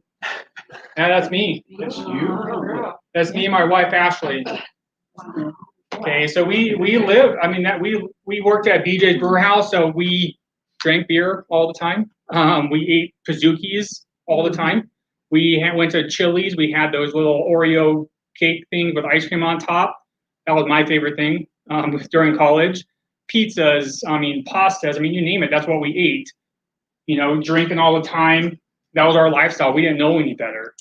And so what ended up happening is we started learning about the 5 essentials, and I'm like, really, this, you know, we make these changes and this is our new lifestyle. This is us now with a little one. Okay, where our picture where it was before, we tried to get pregnant during those times. We had 3 miscarriages during that time. Our lifestyle, our hormones, everything was out of balance, and we could not, our body couldn't function the way it was supposed to function.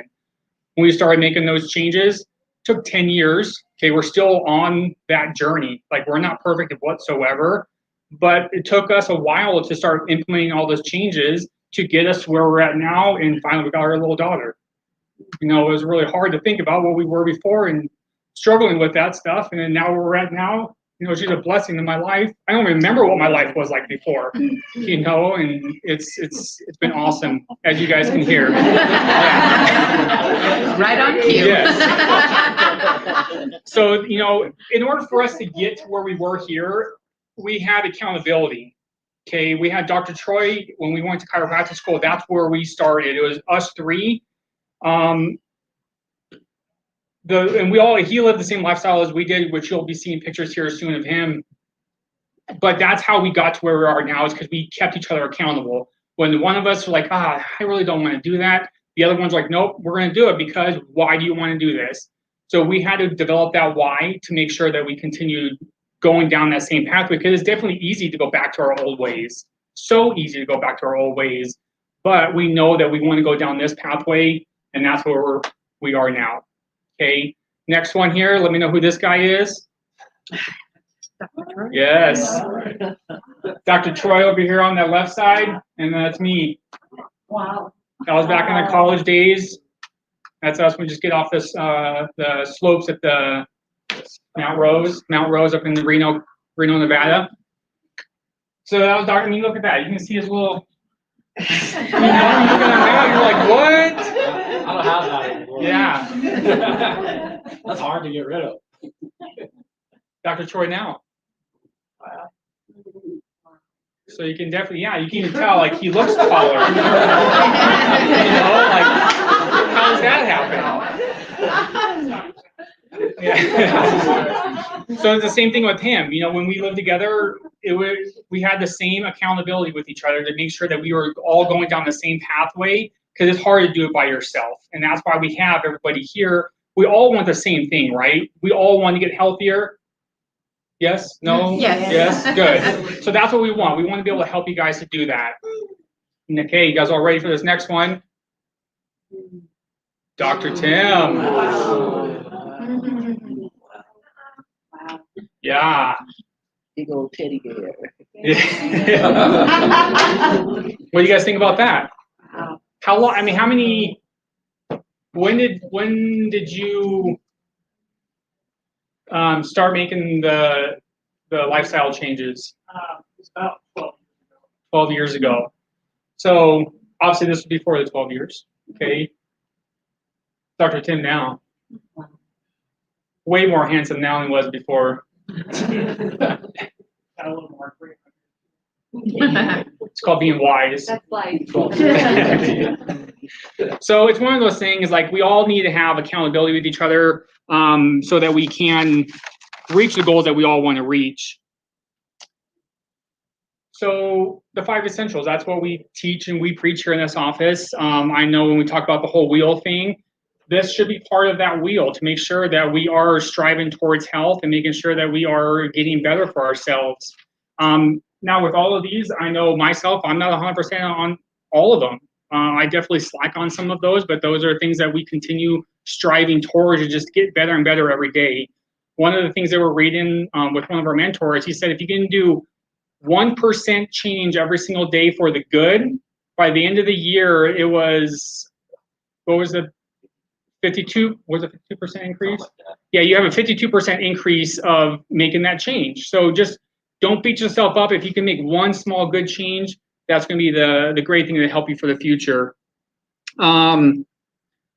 So we talked, like I said, we talked about my family with the genetics. I had a choice to either go the American lifestyle or go the Max Living 5 Essential lifestyle. And obviously you see which way I chose, and it took me 10 years to get to where we're at now.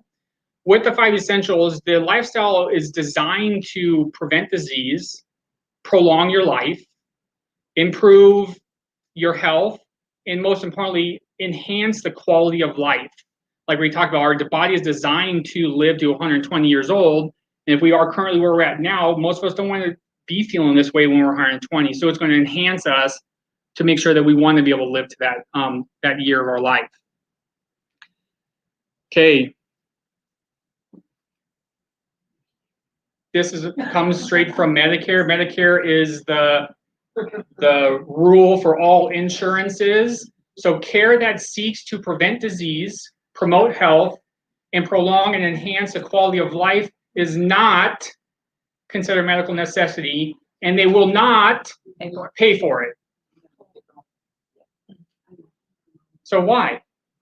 Why would, like... Because that puts doctors out of business. There's no money. Yeah, they make more money when you're sick.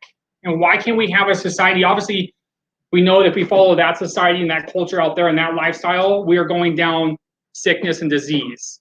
We follow the 5 essential culture, the 5 essential lifestyle, we start to go to promote health. That's what we here are designed to do. Our bodies are designed to heal all the time. But we just gotta make sure there's no interference with that system, whether it's nervous system or toxicity overload, decreased movement. There's a lot. That's why we teach the 5 essentials, having the proper foods. That's where we are able to strive to a better health in life.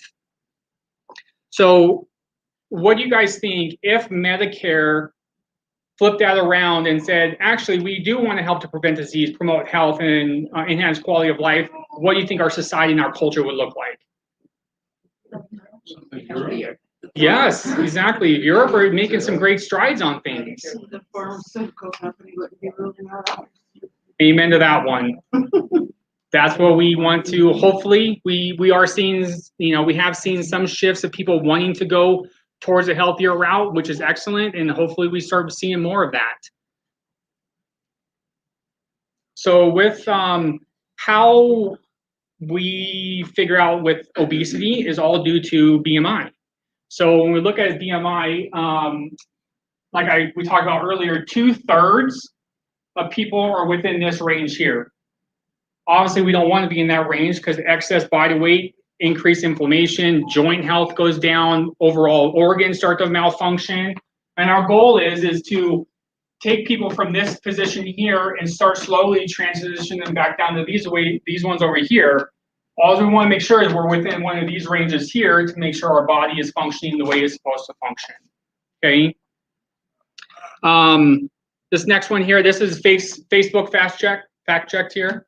So weight loss and gain is all about hormones such as insulin, leptin, as well as ghrelin. So I'm going to be talking a little bit about those.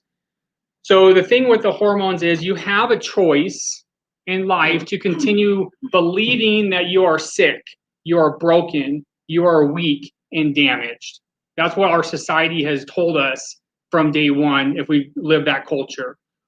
Or you can choose to go down the route of, no, choose to believe that you are created perfectly. God designed your body to function the way it's supposed to function with the organs that are supposed to be inside of your body, not to be taken out. We don't have random organs in there for no reason. They're there for a purpose. So we have a choice on what we want to do. Now we're going to be talking about why people go through plateaus and can never continue to lose weight is because of these hormones that go out of balance. And we're going to be able to help you guys to figure out how to get those hormones back into balance. So with this, this cycle here, so when we talk about ghrelin, so ghrelin is a hormone that if you think about when your belly growls, that releases ghrelin. Ghrelin sends the signal up to your brain to say, hey, I'm hungry, I need some food. Brain's like, okay, excellent, I'm gonna go get some food. So we go get food. When we eat the food, sometimes it's not the healthy food. Let's say it's all carbs, okay? Now, after ghrelin gets released from the brain and says, hey, we need to get some food, we start eating that food, the body breaks that food down into carbohydrates and glucose. Insulin takes that glucose from the blood, puts it into the cells for energy so that those cells can do their job. What happens is when we have excess sugar or excess glucose in our blood, insulin takes that and puts it into fat cells, stores it for later down the road when we need some energy because fat is what gives us energy. Now, fat cells produce leptin.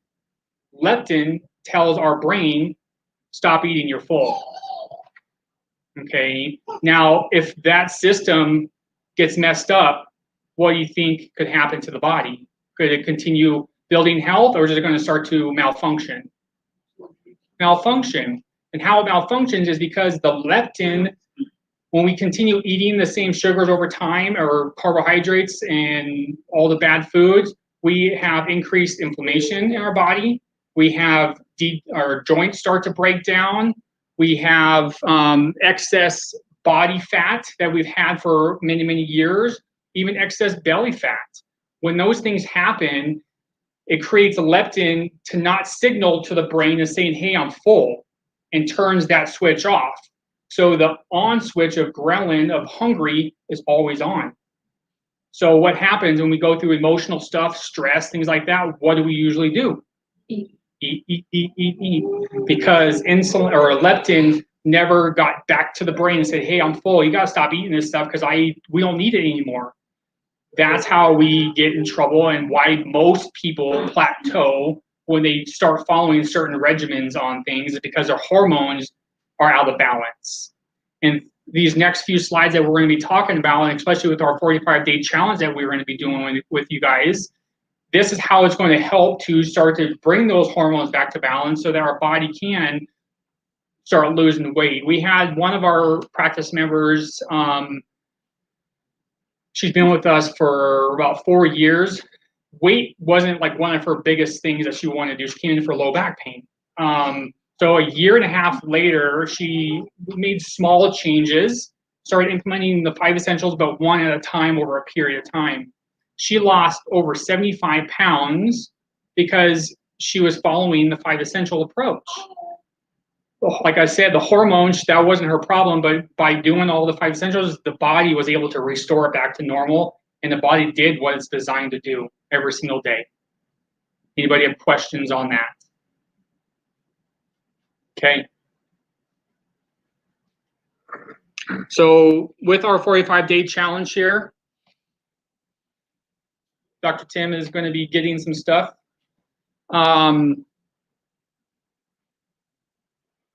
Everyone should have that packet in there with the 45-day challenge.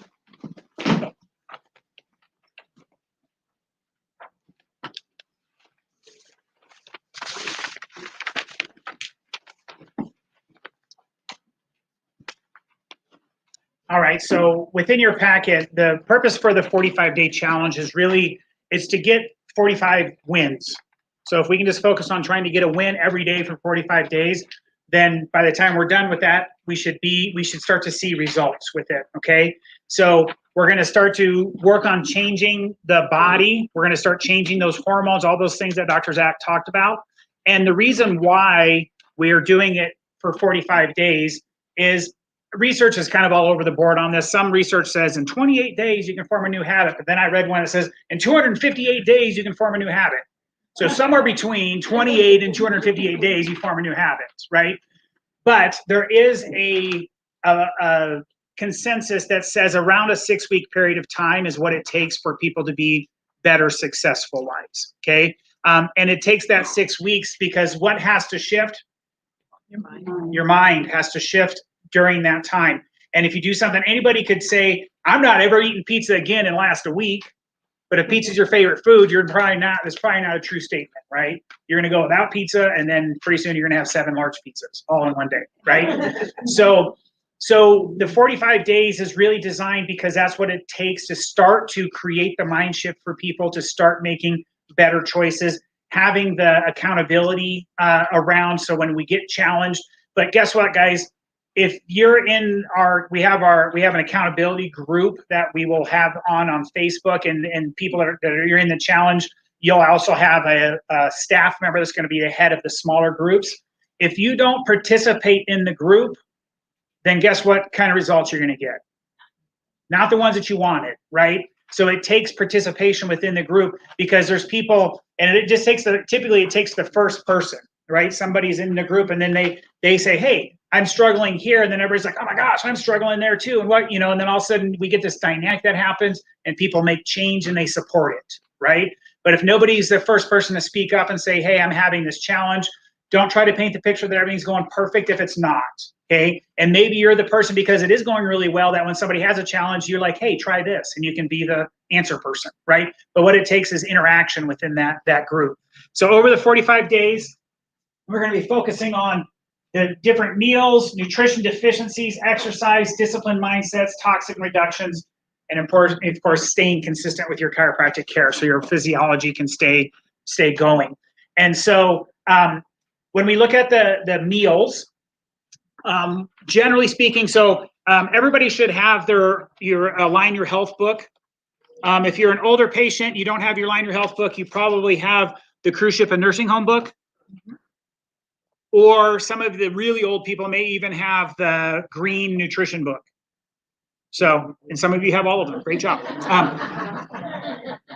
And so in those books, the reason why we're pointing those books out is those books talk to us about advanced plan and core plan eating, and we're going to cover those in a second. But the goal is Monday through Friday, when you're typically busy and you got things going on, stick to advanced plan. How many of you guys agree that on the weekend, when things are like you're not in constant motion, things are a little bit boring, that it gets a little bit harder to stay as disciplined on the weekend as I can during the week, right? Because my week is structured. It's like I'm going to get up at this time. I'm going to do this. I'm going to do this. I'm going to do this. I go home. I do this. That kind of a thing, right? If you're retired, then every day's a weekend, and you struggle a little bit more. Okay, but the bottom line is Monday through Friday we're going to try to stick advanced plan. Okay, and then on the weekends we're going to go to core plan. Now, core plan doesn't mean what? Tacos and pizzas and McDonald's and all that stuff. Core plan is still a structured plan, but it has some leniency. You can have some grains, you can eat some other fruits, stuff like that on the weekend. But the advanced plan, we got to be a little bit more diligent with, okay? So the core and advanced plan. All right, so the core plan, really what we want you to focus on is making better choices of the things that you are eating. So if you're going to have grains, they need to be whole grains and ancient type grains, okay? Not Wonder Bread. That's not a good grain, okay? Not refined wheat products, okay? We want to use the ancient ones, the stone ground things, those types of things that you can buy typically at like Sprouts or Whole Foods or those types of places. The grocery stores are starting to carry more of those things because they're being forced to stay relevant in the marketplace, which is a good thing. That shows that change that's happening in our society. Costco has a really good keto bread. So it actually looks like bread and it tastes like bread, and it's keto. So there's no grains or anything like that in it. And I tell everybody about it because I want them to keep stocking it. So go buy some, because then they stop stocking the good stuff. Not enough people buy it, right? So during the core plan, we're going to just make sure we're choosing the best versions of things. Okay. We're going to eat healthy fats, get rid of the damaged fats are never okay because they're really inflammatory to the body, okay? You explain a little bit about what damaged fats are? Sure. So the damaged fats will be, unfortunately, the fats that everybody uses, which is vegetable oils, canola oils, shortening, and those types of fats. Now, anything that's hydrogenated or been processed, even healthy fats, a lot of times when they get processed, become unhealthy fats. So when you're reading ingredients, you'll see all the cheap oils are like cottonseed oil and palm oil and canola oil. Those are all the really dirt cheap oils. And so those, when you're eating anything that's packaged, I can guarantee you that the fat source is coming from one of those. And it's not because it's good for you, it's because it costs them a penny per thing to put that fat in there. If they were going to put coconut oil or avocado oil, it's going to cost them 17 cents. And they're like, well, we're not cutting into profits. Like, it's a penny versus 17 cents. I'm going penny all day, right? Because unfortunately, in general, in our society, people don't care, right? What do they care about? How does it taste and the money? How much does it cost and how does it taste? That's all I care about, right? Because we're not thinking about nutrients, okay? And then when we go advanced plan, so the advanced plan is the core plan with a few exceptions, meaning that we aren't going to do any grains on the advanced plan. Okay, so even those whole grain things and stuff like that, we're getting rid of those, okay? We're gonna do the healthy fats, get rid of damaged fats, and then we're only gonna eat low sugar fruits and berries. So somebody give me some examples. What are some low sugar fruits? Green apples. Green apples. Strawberries. Raspberries, blueberries, so all the berry family, right? The other one that's in there is grapefruit. Okay, grapefruit is Red? Doesn't matter. it doesn't matter too much, but the ruby reds are a little sweeter. They have a little bit more sugar in them. Yeah. Okay. So when we're on advanced plan, we're sticking to those things, and you have these guidelines in your books. That's why you get the books for resources. Okay. If you go to maxliving.com, you can also get a whole ton of other recipes, because not every recipe that we have is in the book, but there's a ton of recipes on maxliving.com. So you can go there to look for more things. If you're bored of the same old things, then spice it up a little bit. What about cauliflower, how they're making the pizza crust? Right. Okay. It is okay. The one thing That's the weekend. that's a weekend thing. Well, the other thing is the commercial made cauliflower crust pizza. There is cauliflower in it, which is why they can call it cauliflower crust. No. But they still put other. But if you make our own. If you make your own, absolutely. Yes. Just, we've been doing gluten-free for years because my son is autistic. There's an excellent gluten-free mix that Kingston Bruce carries. It's called Chebe, CHEBE. And you just, there's no like pre-rising and all that baloney that the Bob's Red people did. Right. You just, it's a mix. You can put cauliflower in it. I have to because my son doesn't eat vegetables. So you got to sneak them in So there I, somewhere. yeah, I puree some cauliflower in there, replace some of the water with it so that it's more nutrient for him. Right. And Yeah. it's an excellent. You just basically make the dough. You don't have to rise it or anything. You just put your bake it and done. Right. So there are becoming more and more great options for that, and that's a good thing.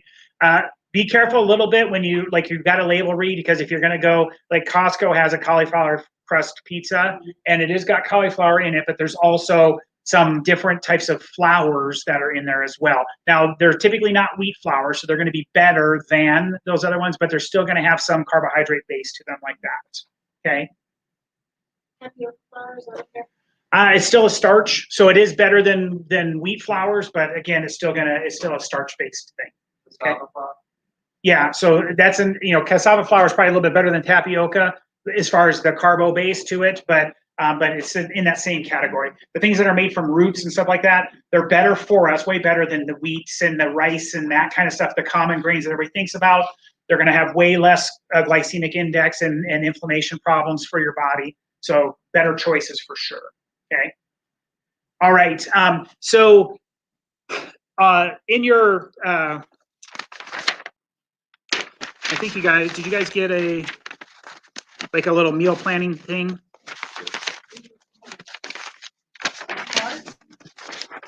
Huh? Oh, yeah. So we gave you those things so that you guys can start a meal planning course, okay? The number one thing that will make you successful in making changes for the diet stuff that you're eating is dedicating time. Best time usually is Sunday afternoon, especially since football's over because there's nothing going on Sunday night anymore. But so Sunday evening, maybe after dinner, sit down, get your resources in front of you and plan out your week's meals. Okay. How many of you guys get sick and tired of the what's for dinner question? Okay. And how many of you guys, when you know that you don't have anything prepared at home, bad decisions get made? Right? I'm not prepared, and so bad decisions get made. So it literally takes, at first it's going to take you probably an hour, but now it should, once you're doing it, it takes you 15 minutes to sit down on a Sunday and say, what's Monday look like? Well, Monday, I'm going to be home from work at 6:30. We have to take little Jimmy to soccer practice at 8 or 7:30, and then I got to do this and I got to do this. So I know I have this window. So maybe Monday's a crock pot meal. So that way I don't have to worry about prepping anything when I get home. I get home, pop the lid, I'm ready to eat. Okay. We're doing crock pot chili today as our little thing. So maybe that's a chili day on Monday, right? And then on Tuesday, I have a little bit more time. So I'm going to maybe choose to make something that takes a little bit more prep time or whatever. But if I actually look at my week, Monday through Friday, and I know when I'm going to be pressed for time, when I'm not, then I can appropriately plan a meal into that time. Then all I got to do in the morning is I look at my little list that I made and I said, what am I eating tonight? We're having tacos. Okay. So I'm going to make sure that I take out 2 packages of ground beef, throw it in the sink or do whatever you do to defrost your meat, and then you go to work. Right. And then you come home and I'm ready to make my tacos because I already know what I'm doing. Right. And so if you want to be successful, this is a direct challenge to you. If you want to be successful with changing your nutrition, you better meal plan. Because it's almost impossible for anybody to be successful long-term without doing that, okay? Over time, you'll continually make better decisions. If you meal plan even for a little bit and then you kind of fall off, because I've done that too. Everybody falls off, and then you got to get back on the horse kind of a thing. But if you take the time to do that, what you're going to find is that you're going to just continually start making better and better decisions over time. Right. And then even if I forgot one day for, whatever, I have something quick that is a go-to that I can do quickly that I don't have to make the bad choice of going just to order Papa Murphy's or something like that. Okay. All right. So we've given you that for that reason. So please utilize it for your meal planning. Okay. Now, the last slide here for this part is how many of you guys have heard of intermittent fasting? If you haven't, you must be living under a rock. No, I'm just kidding. It has been a buzzword for a couple of years now. Intermittent fasting is just simply basically skipping a meal a day. Okay, so you're going to go 16 hours of fasting, and then you're going to eat in an 8-hour time window. Okay, now there's a lot of physiological benefits to this. How many of you guys heard the old adage that breakfast is the most important meal of the day? Okay, I think everybody's heard that if you're like over 30, right? Truth is it's not. Like, it doesn't matter. Like, you just need to put quality food in your body. It doesn't matter if it's at 8 a.m. or noon or whatever, right? So physiologically, though, if you're eating all the time, your digestion actually gets to the point where it's like, dang, I just work all the freaking time. Like, I don't ever get a break. And that actually can start, when we start talking about gut health and all these leaky gut things, which we're not talking about today, because that's a whole 3-hour workshop all by itself. You know, these things start to lead to bad things and breakdowns in all of these areas. And so giving your digestion system a break for 16 hours is actually hugely beneficial for you. And if we think about the old days, and we're talking like really old days, like where you hunt and killed your own food, do you guys think those people eat 3 squares a day? Nope. Who brought us 3 squares a day? Well, refrigeration, but the military. That's where that slogan came from, right? You got to get your 3 squares a day type of a thing. So everybody got taught that this 3 meal a day thing is what everybody has to be healthy. There's a tremendous amount of research that says, no, if you really eat like 2 meals a day, that you're physiologically better off for doing that, okay? It is important also to have some variety to that. So if anything that you do consistently all the time, your body will adapt to hormonally and physiologically. So it's important to switch things up too. So like I do intermittent fasting almost every day, but like on the weekends, I may not be as disciplined at eating at 1 o'clock. I may eat at 11 or do something that's a little bit different, right? But during the week, it's always eat at 1 o'clock, and then I'm done eating by 7 o'clock. So I'm eating in like a 6-hour window, or 8 o'clock sometimes on the late nights that we get out of here. So I have this 6 to 7 hour window that I'm eating in. And guess what? At first, do you guys think it's a little bit challenging? Yeah. Of course, because you're ghrelin, that hunger hormone, saying what? Dude, you woke up, I need some food, right? But as sooner or later, the ground will be like, frick, he's not feeding me anyways, I might as well just shut up, right? And that's what happens. And that's how we start to get hormones to get into alignment and balance for us, okay? Maria, Maria, raise your hand first, and then we go with you, Erica. Does coffee count for it? Like, you get up and you don't eat, but you drink coffee. So coffee with nothing in it is fine, as long as you don't put sweeteners and milk and all that stuff in it, okay? I mean, if I want to do it for her, will be that okay? Because she doesn't get hungry in the morning, but I'm afraid that she get hungry in school. Right. So it is okay. Like with kids, when your kids are growing, you know, that it's not as physiological. There's not as many physiological benefits to them. But what I would do is I would just make sure that I'm sending her to school with something that's healthy for her to eat. Because if you're not hungry, it's not a good idea to continue to force yourself to eat either hormonally. So, Erica? So with the intermittent fasting, that's just in general for anyone. Like, it's not like you're trying to lose weight or not. Right. Yeah. And if you're diabetic, should you be doing that? You absolutely can. You just have to monitor. So, you know, typically what ends up happening is if you're a diabetic or you're having some blood sugar regulation issues, the first thing you need to do is get rid of sugar to calm that down before you start intermittent fasting, okay? The second thing that you would do is maybe you don't start with a 16-8, you start with a 12-12. So I'm just gonna stop eating at 8 p.m. and I'm not gonna eat until 8 in the morning. If I did okay with that, then I'm gonna stretch it, stop eating at 8 and I'm gonna go until 10 a.m. Do that for a little bit, and then eventually I'll go to noon or whatever. So then you can eventually get to 16-8. Somebody who's got a lot of health challenges, I don't recommend they just jump into 16-8 if they're not used to that. And or if they're carboholics, okay? If you're a carboholic and your blood sugar's all over the place all the time and you try to go 16 hours, you're gonna crash. It's not, typically, if you're not diabetic, it's not gonna harm you, but you're gonna feel like turd and you're not gonna like it, right? And so ease yourself into it. As a general rule, guys can do it without even thinking about it. Women can't.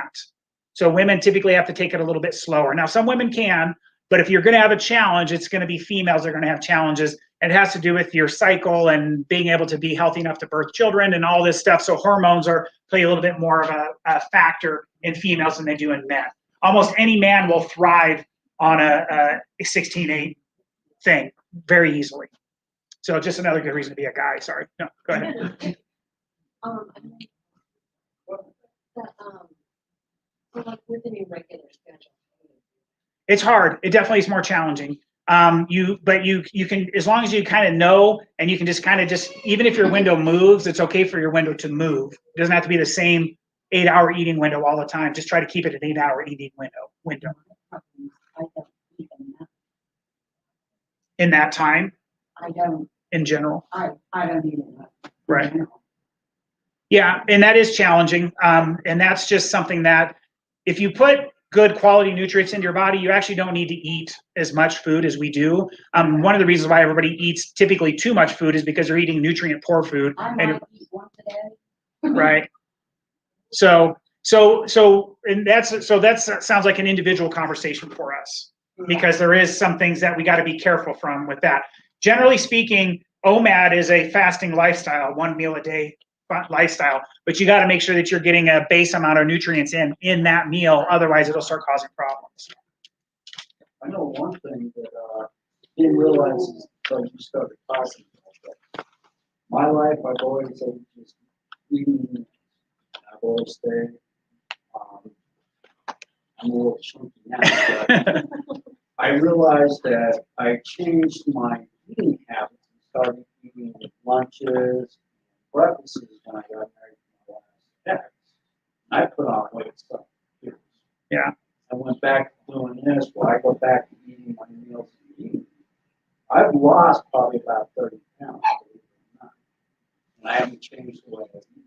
So that did spark something in my head. Right. That says, hey, you know, like you said, you have to watch how your body reacts. Like you tell when I have an eating, I start getting shakes, I start doing training. So yes, I eat something that's good for you to help you bring you out of that.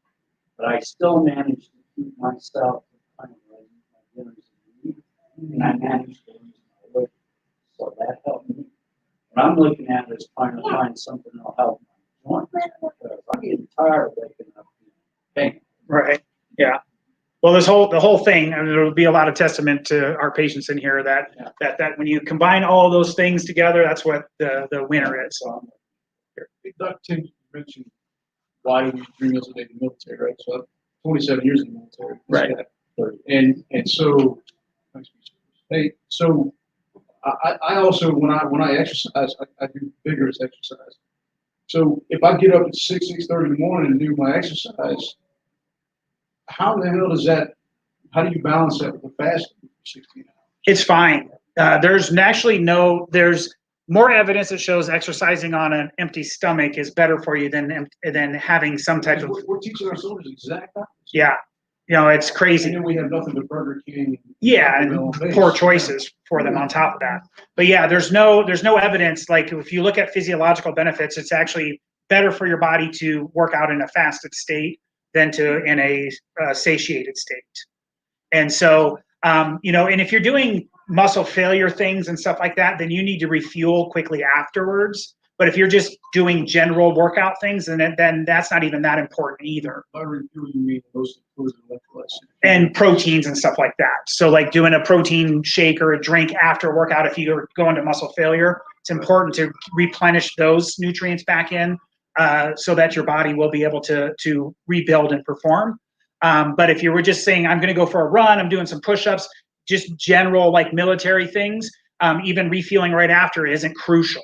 Like you're going to want to eat at some point, obviously, but making sure that you're doing something within the first 40 minutes so that you get this benefit from it. It's kind of like people that take creatine. If you take it before your workout, you're going to get this kind of benefit to your muscle. But if you take it after your workout, you get this little bit different benefit to the muscle mass, kind of stuff. So there's a lot. Again, we could do a whole class just on all of that stuff as well.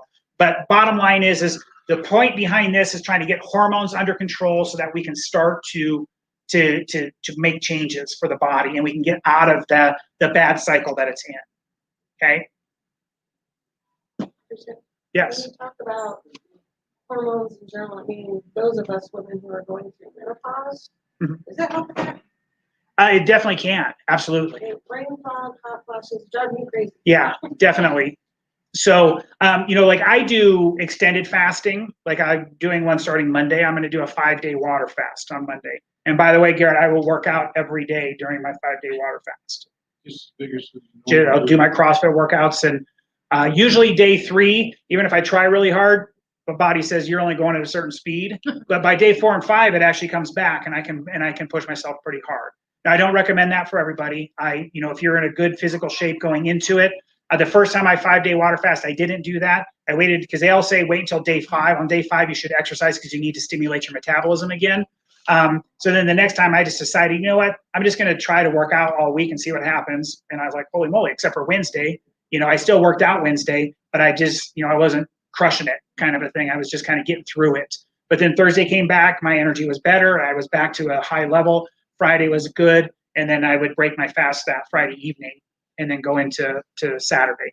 So, You break your fast, you eat good quality stuff and not huge portions. Oh yeah. If you do any type of extended fasting, breaking your fast is almost more important than the fasting period. Right. So you got to start off with just broths and some vegetable soup things at first, and then you're going to slowly add in things. And if I do Monday through Friday. By Sunday evening, I'm usually eating a fairly normal meal. But from Friday night until Sunday evening, you're modifying it. We did a whole 3-hour class just on fasting like 2 years ago.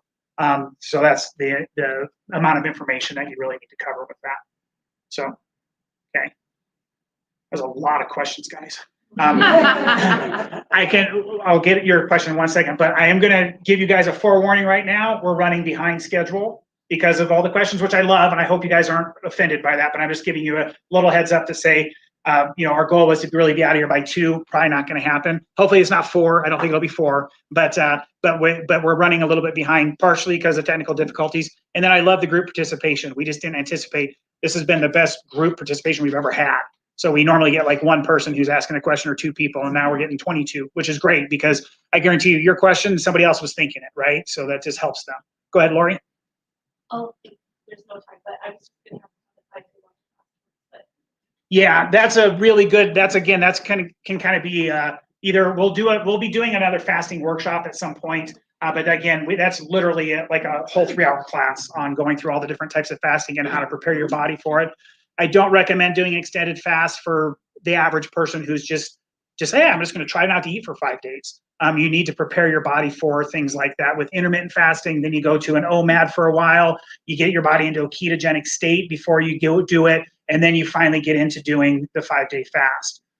But if you just said, you know what, Monday, I've been eating Cheetos and burritos all night up until Sunday, but I'm just going to start Monday doing a 5-day water fast, you're going to get to day 2. You're probably going to feel so miserable that you're like, I'm not doing it, and you fail. 5-day water fasts are no joke. It's a tough thing to accomplish. You can get past day 3, day 4 and 5 are easy, but about 80% of people will fail between day 2 and day 3 because of the challenges that their body. But if you prep your body well, then you have less chance of that. So, all right. Dr. Troy's going to cover a little bit of supplement stuff with you guys, and we'll go to break. All right. So to help you guys along with your 45-day challenge, one of the things that we see is like there are certain supplements, certain things that can make life a lot easier for you. So it's not like you have to climb this mountain all on your own. So we put together a bundle. This is our weight loss bundle, right? Just to help you along with it. But I'm going to go through the different things that we have in there. So one of them is this metabolic burn. Okay. This is an awesome thing to be using in conjunction with as you're trying to lose weight, as you're trying to do like the workouts and things like that. The max metabolic burn has it has different supplements, it has different minerals and vitamins in it, different herbs. And what it does is it helps, like it says, all this stuff right here. It's going to help support metabolism by increasing how well your body is functioning. It also is going to do things like, as we eat, as our body loses weight, it's going to help those hormones stay in balanced.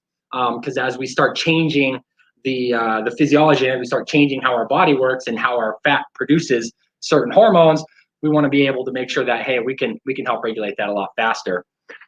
This one right here, the pro-L-carnitine, again, as you guys can kind of see on here, this one's awesome, man, because these different amino acids go through your entire body and they're pretty much everywhere, right? Every cell, everything needs this in order to work. What we did find is even more importantly, cardiovascular health, your heart, your lungs. The pearl-L-carnitine is a really good one to help repair those tissues. Also, you can see that cognition and brain function as well. Same thing. We want to make sure that all the building blocks that we need, we're getting, right? So it's a lot harder to build a good, healthy, strong body if the building blocks we're using are garbage. Does that make sense? Or you might build a house, but if you're using like, you know, balsa wood, it's not going to work very well. You're still going to have a house, but it's not going to be very strong. So we want not only do you guys to be able to build that nice house, but we want it to be as strong as possible, right? Good foundation. And then we have the grass-fed whey protein. So this stuff is incredible. Anybody ever take protein powders, right? Like if you go to certain places, you know, this fitness, I mean, there's millions of powders out there, and they have big old jugs and tiny jugs of it. You know, unfortunately, a lot of that stuff has a whole bunch of fillers in it, a lot of sugars, a lot of carbohydrates, a lot of not very great whey proteins, right? What we use is the grass-fed whey protein. And I know this isn't necessarily a nutrition talk, but as you guys should know, the grass-fed is the important part of that, right? We all know about that, right? So the cool thing about having a grass-fed whey protein is grass-fed means that they're not putting a bunch of pesticides and herbicides on the food that the cows are eating, right? So there's none of that in there. So when you get a protein like this, it's a healthier protein. It doesn't have a whole bunch of those chemicals and the pesticides and herbicides that you would have in conventional food because they're spraying it on our plants, right? So it's really cool there. Also, you know, having this good whey, this is like the better way. So anybody who's ever had like a lactose intolerance or has a hard time dealing with dairy things, a lot of times it's because it's like the dirty dairy, right? It's not the non-denatured whey. It's not grass-fed. It's just conventional things. And unfortunately, those conventional foods like that, our bodies are pretty sensitive to, right? What's that? It's not that sweet actually. They've replaced, like, it has no sugar in it. It uses like stevias and I believe this one has alcohol in it, but it's not like if you've had a protein powder like I don't even know, like the Walmart protein powder, it tastes like you're drinking chocolate milk. Yeah, this does not taste like that. Okay, so it's not going to be super sweet. For people who can't use the whey protein, let's say you have a dairy problem, you just want to stay away from that, or you're vegan or whatever, we also have a vegetarian version of that, right? It's still really good proteins, really good fat quality as well, good vitamins and minerals. It just doesn't have the whey. It's going to use pea proteins, hemp proteins, things like that. They're both awesome. They both taste really good. The plant one's only in vanilla. So, you know, there you go with that one. If you don't like vanilla, I would err on the side of the whey protein. Okay, last couple things here. These are like the Max Keto bars, Max Keto cheese. This is like the healthy version of candy, right? Like what's really cool about this Max Keto bar. Anybody ever had like an Almond Joy? You know what I'm talking about, right? They're awesome. Not super awesome for you. This is like an Almond Joy, but it's no sugars. It has really good keto, meaning it has good fats. It has coconut oils, almond flours, things like that that have really good fats and proteins. And we're staying away from all those sugars, right? So it's pretty awesome. This one right here, the Max Keto Chews, that's like a healthy Starburst. You ever had a Starburst? I used to love those things, right? It's the same taste, the same flavor, things like that. But again, it's about 500 milligrams of good, healthy fats. Every single one of these little Starbursts. So it's really good to help you guys, especially if you're trying to keep it low carb. Even if you're not trying to keep it low carb, having things that are lower carbs, higher fats means we're getting more energy production. So, you know, it's a good one to have just to kind of keep around with you.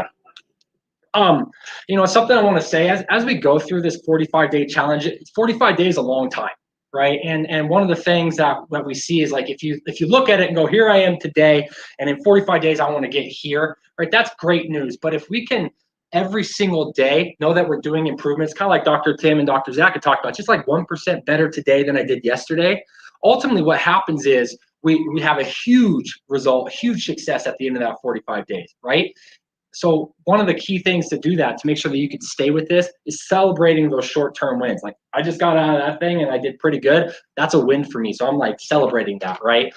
All those little tiny things, they're huge. They're important. One of the reasons why it's so important to be celebrating those mini wins is because once you accomplish a goal, your body's like, oh, hell yeah, I got that. That was easy, right? And then the next goal, boom, I can do that one too. And we keep building upon ourselves until all of a sudden, this 45-day challenge and any other of those challenges, not really that big of a challenge, just how many days do I have to keep giving these little short-term results? All right, so keep that one in mind. Take one every day at a time, and you're gonna go incredibly well with this 45-day challenge. But the reality is, after the 45-day challenge, right, we don't wanna be like the Biggest Loser study, yeah? You don't wanna put all this time, money, and effort changing your habits, changing your lifestyle for 45 days, and then afterwards, everything just comes back. How awesome is that? Would that be great? No, right? That would suck. So we don't want to do that. We want to make sure that, hey, once we're through this 45-day challenge, we've created the beginnings of those identity changes. We want to be able to hold that for the rest of our life, right? So something we've done to make it easier to stick with that for the long term is, again, there's some more supplements and things that we unfortunately aren't getting into our daily diet. You know, I would like to say that we all eat tons and tons of veggies. We're all getting all of our supplements, all getting our nutrients and minerals. It's not happening, right? Like I could personally tell you, I'm not a huge fan of eating a bunch of vegetables. I use max greens. I use things that I can because I know it's important for me to do. But I also supplement these things because, you know, I'm not doing it as well as I need to.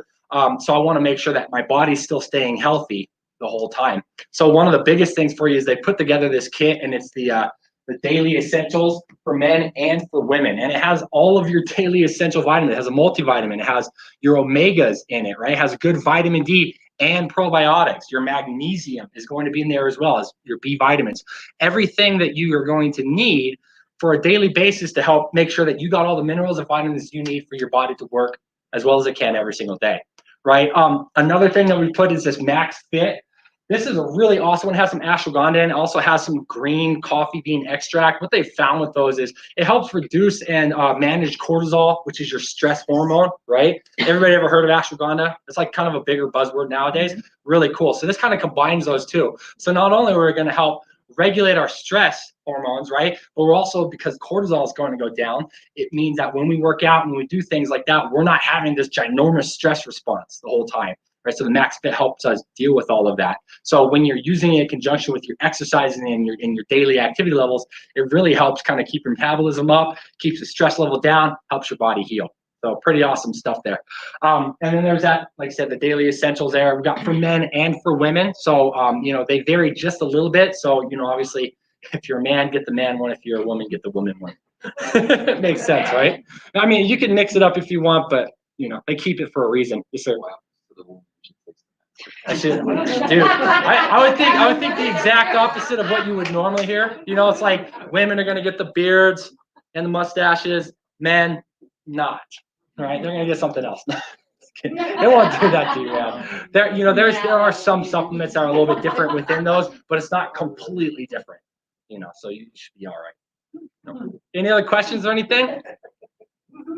Beautiful. All right, so we are going to bring Dr. Zach up here because we have an awesome testimonial. We've got a big celebration happening today. Sorry, I didn't get a hug you earlier. So this here is Mallory. Mallory. Hi, Mallory. Thank you. Hi, Welcome. Yeah, perfect. So Mallory's going to tell her story. Hi, Yeah. my name is Valerie. So I started hearing about Maximize Living because I worked for Dr. Kevin for a little while and then went on to different things in life and then had a kiddo, decided to bring her in when she was a year old about. And so they had her starting to get adjusted. My ex-husband and I did as well. And then did all through my second pregnancy. Dr. Tim actually came to this. I don't know if I'm allowed to say that. You can. Okay. Dr. Tim came to a medical facility that I gave birth at and actually adjusted my son on day 2, and he's been adjusted every week since. So kind of starting that, and then life happens, and now I'm here. So I suffer from migraines, depression, anxiety, anemia, borderline anemia. So my psychiatrist put me on medication for migraines. I started taking it. I got fogginess. I was falling asleep. I do eyes. I prescribe for eyes. Started falling asleep during exams, so stopped taking those because they were ruining my job.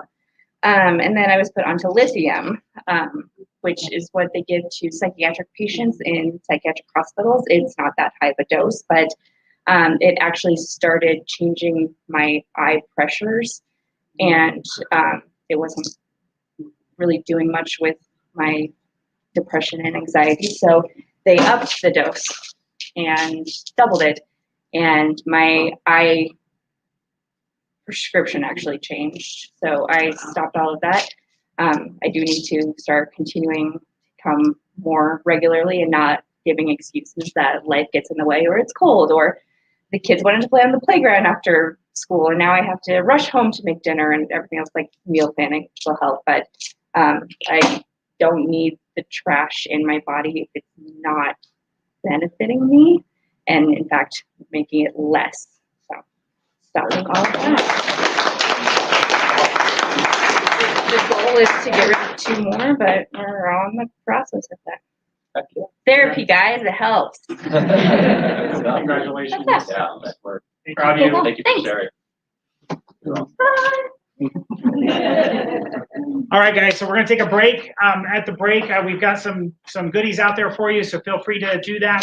And then also, if you do know, like product-wise, if there's things that you wanna get, now's a great time to go up to the front and talk to them about that. And if you wanna get bundles or whatever that Dr. Troy went over, feel free to do that.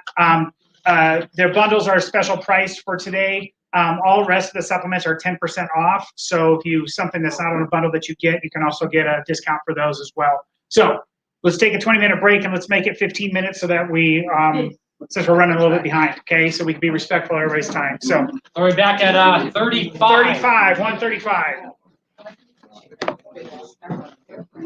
I don't have this one.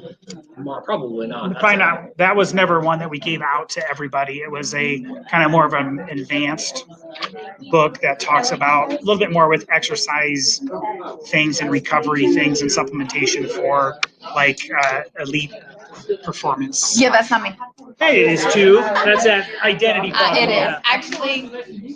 Sorry. So I know.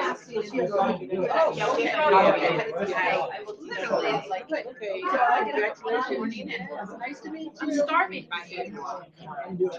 So I think I was figuring out how to get to 16 hours. I can't.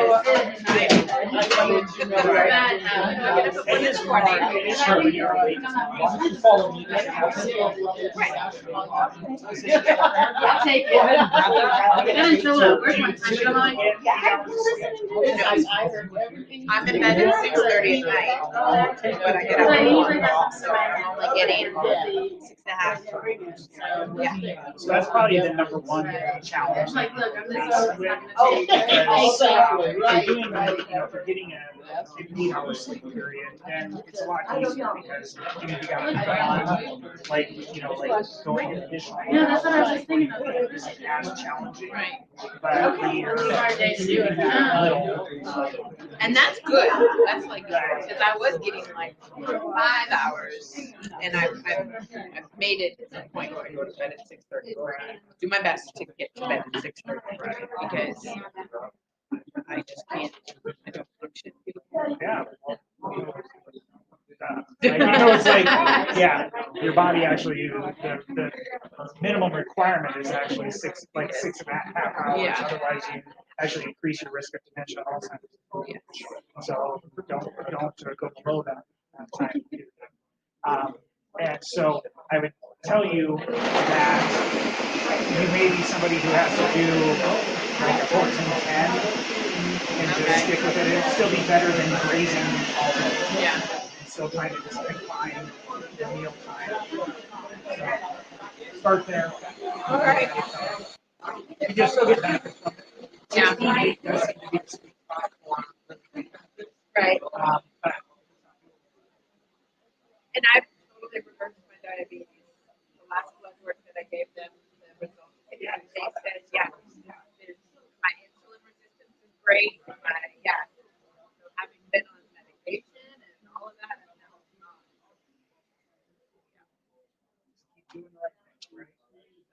Huge difference in going gluten free with all my numbers.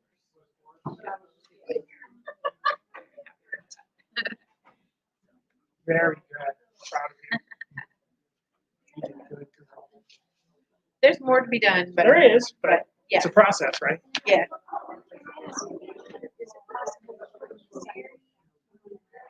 Oh, it should be. Maybe somebody's in it.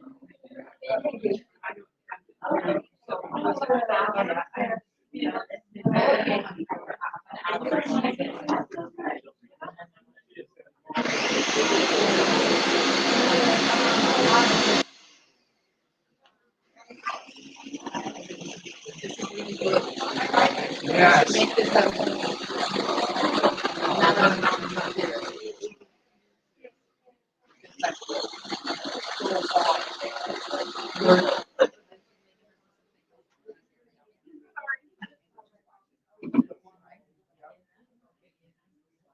Yep.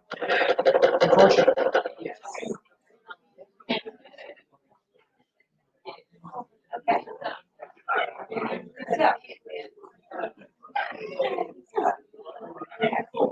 I am supposed to get 80 grams.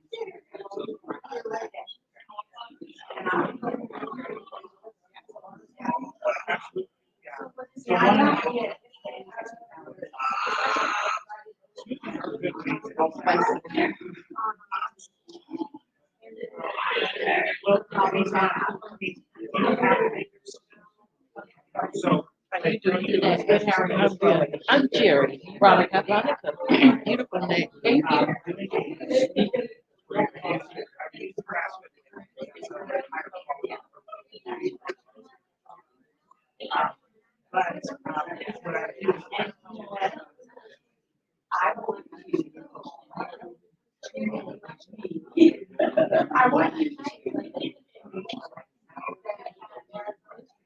right.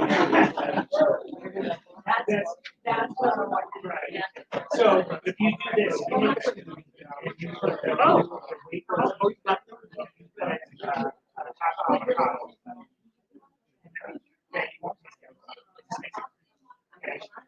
and then we put in,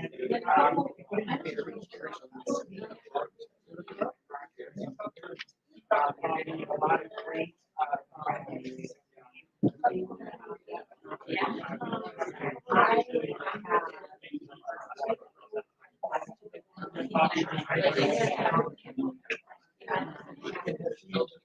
yeah, so you can do,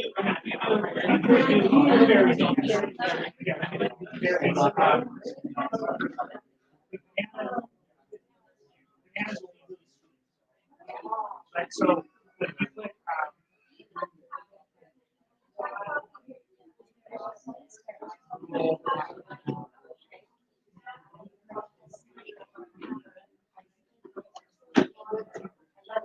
right, well, you can, so you, I don't know, like, you could, they have powder. Organic powder. You could mix water. Right, where they just.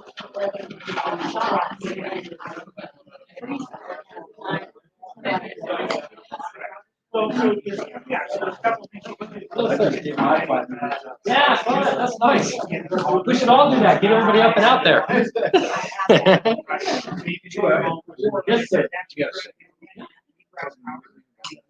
Sure. So,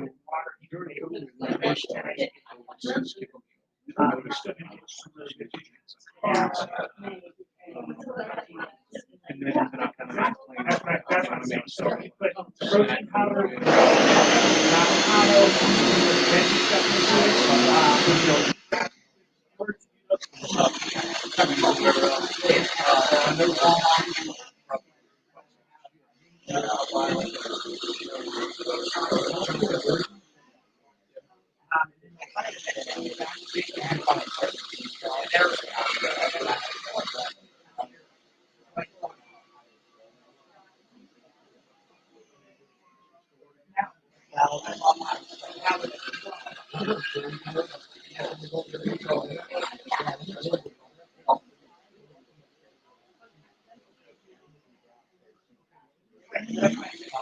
Yeah. Do you have this one, or do you have?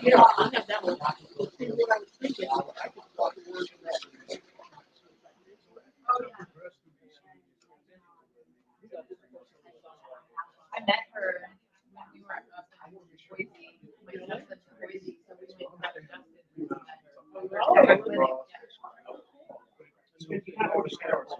Yeah, we have that one.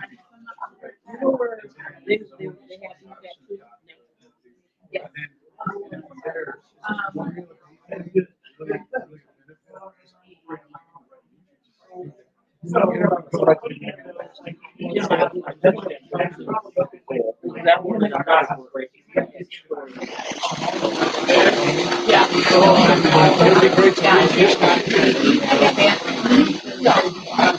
Yes.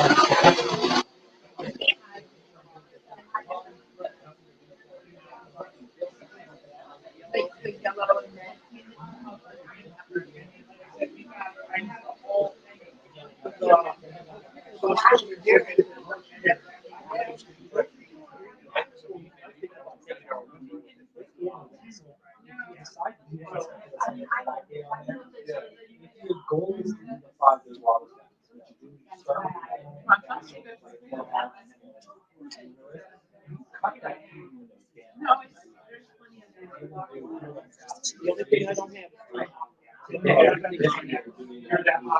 I say that all the time. I don't have any time. It's actually in my, limiting station.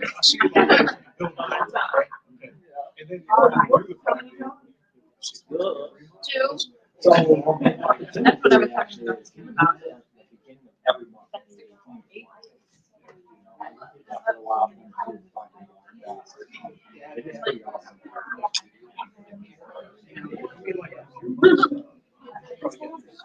talking about.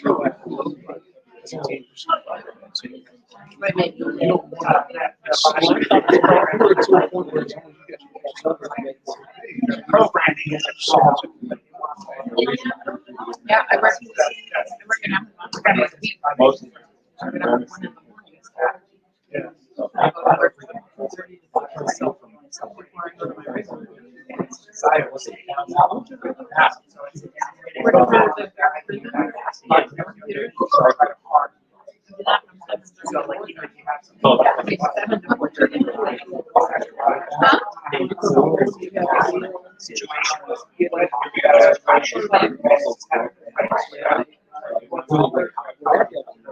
I don't, I mean, when I get off at Amazon, I go to Amazon for the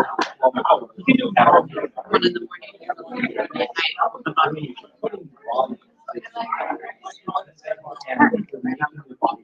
How close are you? But I like the most, he still still not working on it.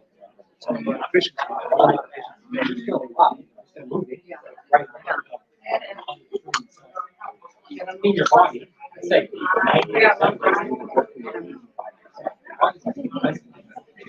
But I can't do 3-minute warning, everybody, 3-minute warning. and I just do that. no. Right now. It's not like a job, and I can't do it. My bank account is not in April. So April, do you have this one? Or do you still have this one? I don't have that one.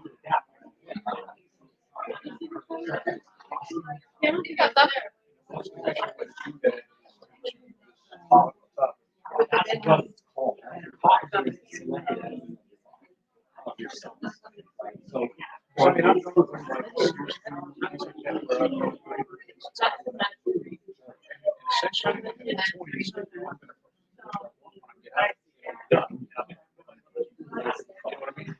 Yeah, and so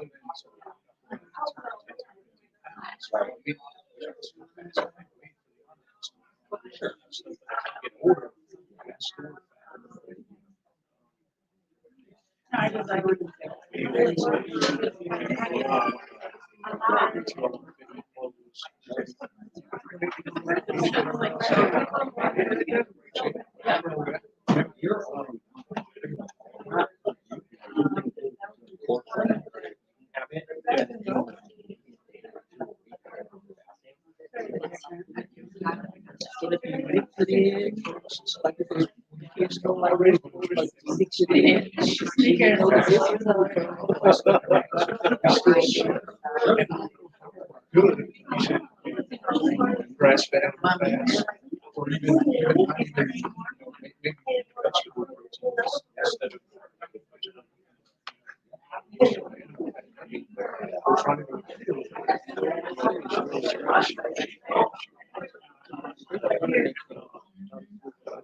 Well, you know what, it's perfect weather.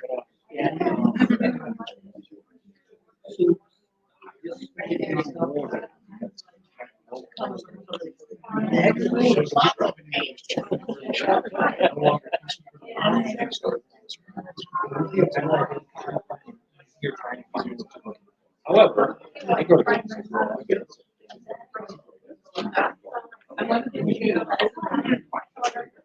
I want to try the.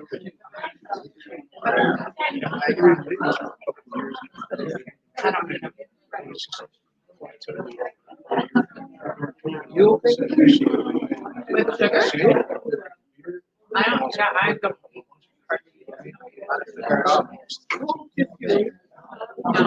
Yeah, we stopped to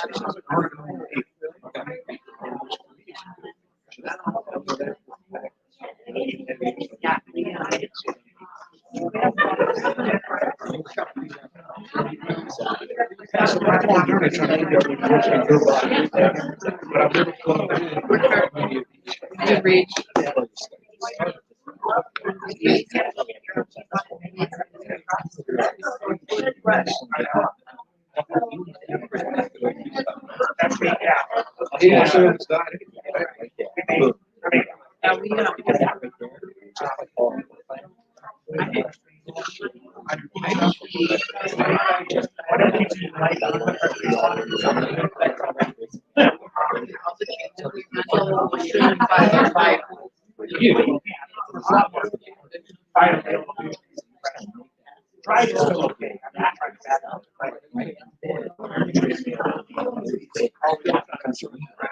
It goes fresh, frozen. Yeah.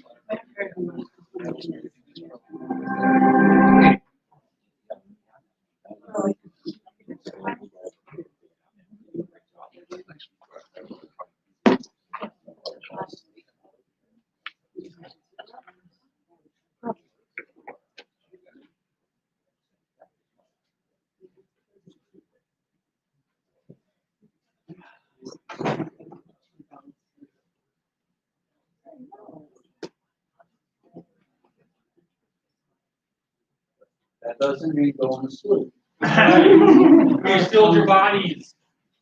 It's time to let that fuel you for the rest of the event today. So this is it's a priming exercise. This is this is something that we were taught going through all the different coaches that we have. It's known as priming. Also getting yourself into state. When things do pull you off track, this is something to kind of think about to pull you back into the goals that we are setting ourselves up for today. And this is how we, as a team, this is how we do it for ourselves. So everyone is going to do this with us. So what we're going to do is everyone is kind of turn their chairs a little bit so they'll be facing facing the TV for me.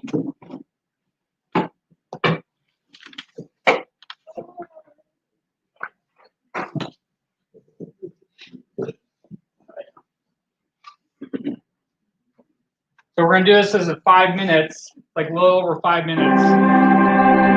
So listen, we're gonna listen to what he tells us to do. This is what we do.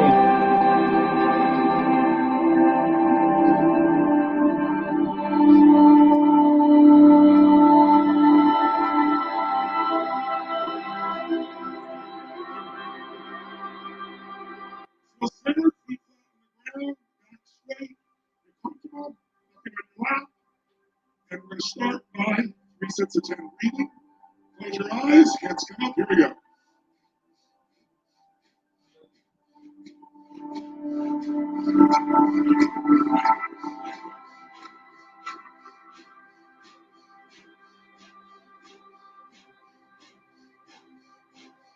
Stop. Hands flat on your lap. Do that. Just notice what you feel. Eyes closed. Feel some tingling anywhere in your body. You feel relaxed. Maybe a sense of peace. Notice what you feel and appreciate it, whatever it is. Little or big doesn't matter. Little is ideal. Let your eyes stay closed. We're gonna do 3 more sets of 10. Here we go.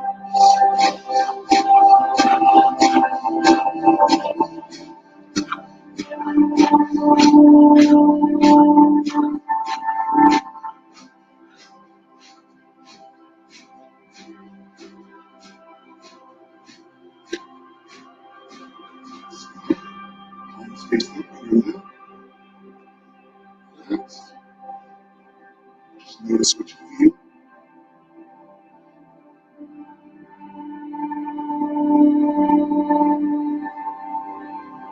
Feeling tingling.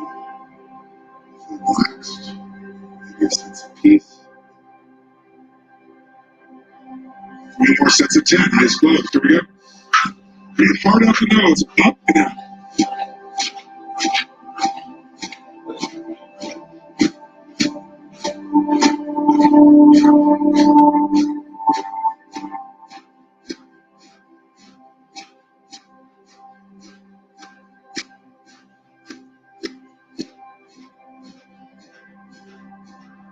Stop. Hands up. Up.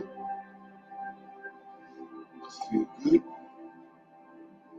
And it's time to give ourselves 3 gifts. 3 moments of our life we can feel grateful for one at a time. And relive them. Feel the beauty of it, the joy, the gratitude. Think of a moment now you can be grateful for. A little moment or a big moment.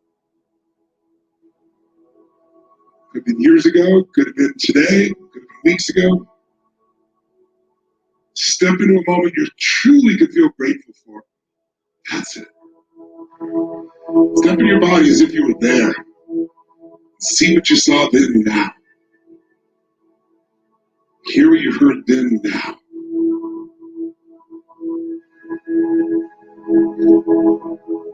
That's it. That's it. Feel what you're feeling. Just fill up with the gratitude of that moment.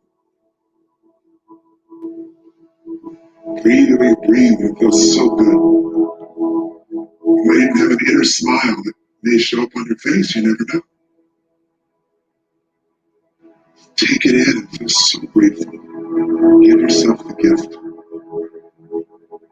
Perfect. Enjoy. Think of a second moment now that you feel deeply grateful for. Step into that moment. You should think of it. A little moment or a big one, but anything you can feel really grateful for.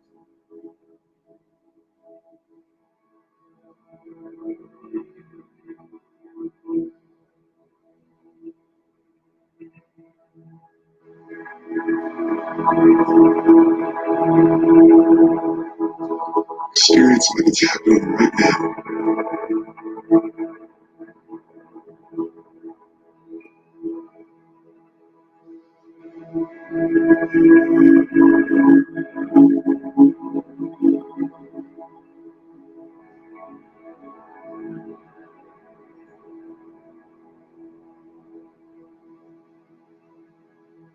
feel so grateful for that moment, the blessing of that moment, beauty of it. Think of a third moment now that you could feel so grateful for if you really wanted to now. Special moment. You're grateful for.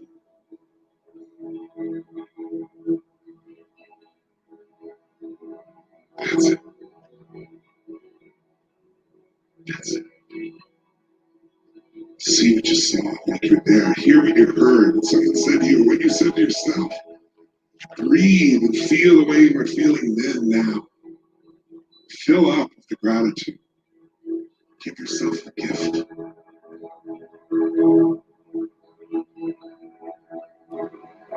That's it. Perfect. Just enjoy it. Feel the inner smile. Joy, appreciation, love. Now, we're going to take 3 minutes and do that little blessing. All right, guys. So you want to turn the light on real quick for me?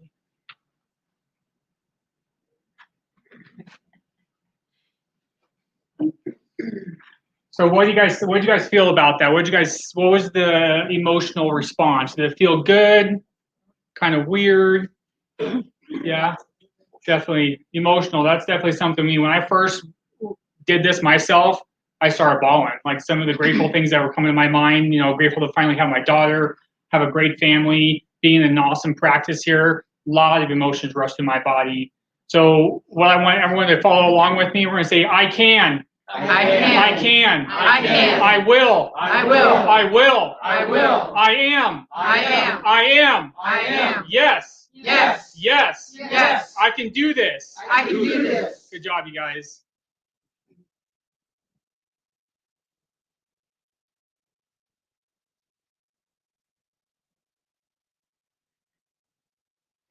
All right, so that's us getting into state priming, getting us ready for the next event, and we are going to be talking about some exercise.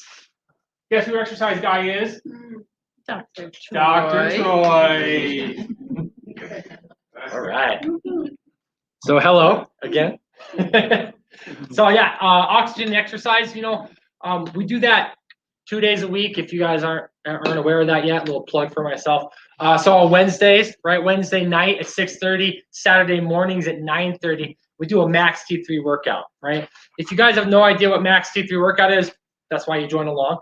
But one of the things that we see with this oxygen exercise, like who here knows it's important to exercise, right? I don't think anybody's sitting around going, oh my God, the exercise has got to be super bad for you, right? Everybody knows it's great for you. In fact, every study, everything that we've seen when in regards to exercise and the health of the body, exercise improves the health of the body, period. Yeah. The problem though is if we all know we need to exercise, how many of us, like when we're thinking about the exercising for how many days a week, you're like coming up with like, oh, why can I not do that? Right? Like I can't go, how long does it take to go to a gym? I want to work out for 30 minutes, but really it's 20-minute drive to the gym. It's the 30-minute workout, right? That's if you're diligent. If not, it's 10 minutes of talking to whoever's there, then 20 minutes of working out, 30 minutes maybe, then 10 minutes of getting ready, then it's a 30-minute drive home, right? It's like, so this 30-minute endeavor actually took us about an hour long. That's tough to do. And most people are like, well, I don't have an hour to go to the gym. I get that, right? I don't have an hour to go to the gym. I don't want to be in the gym for an hour, right? But we don't have to do that because of the way that we've learned about oxygen and exercise. We can hack the body. We can hack this health in order for us to get these huge benefits without spending every single moment in a gym, right? So what we found out is something called high intensity interval training. Anybody ever heard of that? HIIT training, right? Max T3 is based off of that. So Max T3 stands for time, tempo, and type, right? So if we constantly change those things, we can constantly get our body to not plateau. It keeps getting more and more gains, right? Really cool thing that we're seeing is not only are we going to increase things like your strength, reducing fat, things like that you would normally think from exercise. But one of the cool things with the HIIT training is you'll actually start increasing one of the hormones called BDNF, brain-derived neurotrophic factor. So it actually increases your brain function as you work out. So pretty incredible stuff here. And when it comes to the working out, like my workout class, with me describing everything and showing how to do modifications, it's less than 25 minutes. Right. So the reality is, if you do the exercises the way that you're supposed to, you can increase the efficiency. So we're spending less than 15 minutes total doing the exercise in a day, but we're getting these huge gains and these huge benefits. Right. So it's pretty awesome. An example that I can give you is, like, anybody ever been on a treadmill? Right. Like I hate treadmills. But people like, hey, I want to do cardio. That's like the gold standard for cardio is like, hey, I can just run on a treadmill for hours and hours and hours, and I'm going to be increasing that longevity. The problem with running on a treadmill for hours and hours and hours is your body looks at that like you're getting chased by a bear. Yeah, because it's a stressor. Nobody runs for hours and hours and hours just because. So if we're constantly doing this, the body hears, oh, we're getting chased by a bear. So it wants to make sure that it can keep performing that. So what it starts to do when you start running like that, your body's also going to start increasing your stress hormones, right? And stress hormones like cortisol can break down your body because it's looking at the muscle tissue and going, that's extra energy. If I need to outrun this bear, I better be able to break this down so I can keep moving forward, right? That's good news if you're being chased. Most of us don't get chased on a daily basis, right? So we don't really have to be doing that. One of the other things that we see, like when you're on a treadmill, you're running for 2 hours, right? Or let's say an hour long, you're going to get what's called the afterburn effect. After you work out, your body's going to be in accelerated fat burning mode, right? Pretty cool. But when you're working out, like doing treadmill work, 1 hour of treadmill, right? You're running on that. Now we get about 4 hours of the afterburn effect, right? Accelerated fat burning. Pretty freaking awesome. However, when we do some kind of max T3 or some kind of HIIT training, we've taken that from being an hour and 4 hours of afterburn to 15 minutes and 36 hours of afterburn effect, right? Completely changed it around. And anybody at any length of time, no matter where you are as far as your fitness level, can do some kind of HIIT training in order to get these results, okay? And that's one of the cool things that we do see.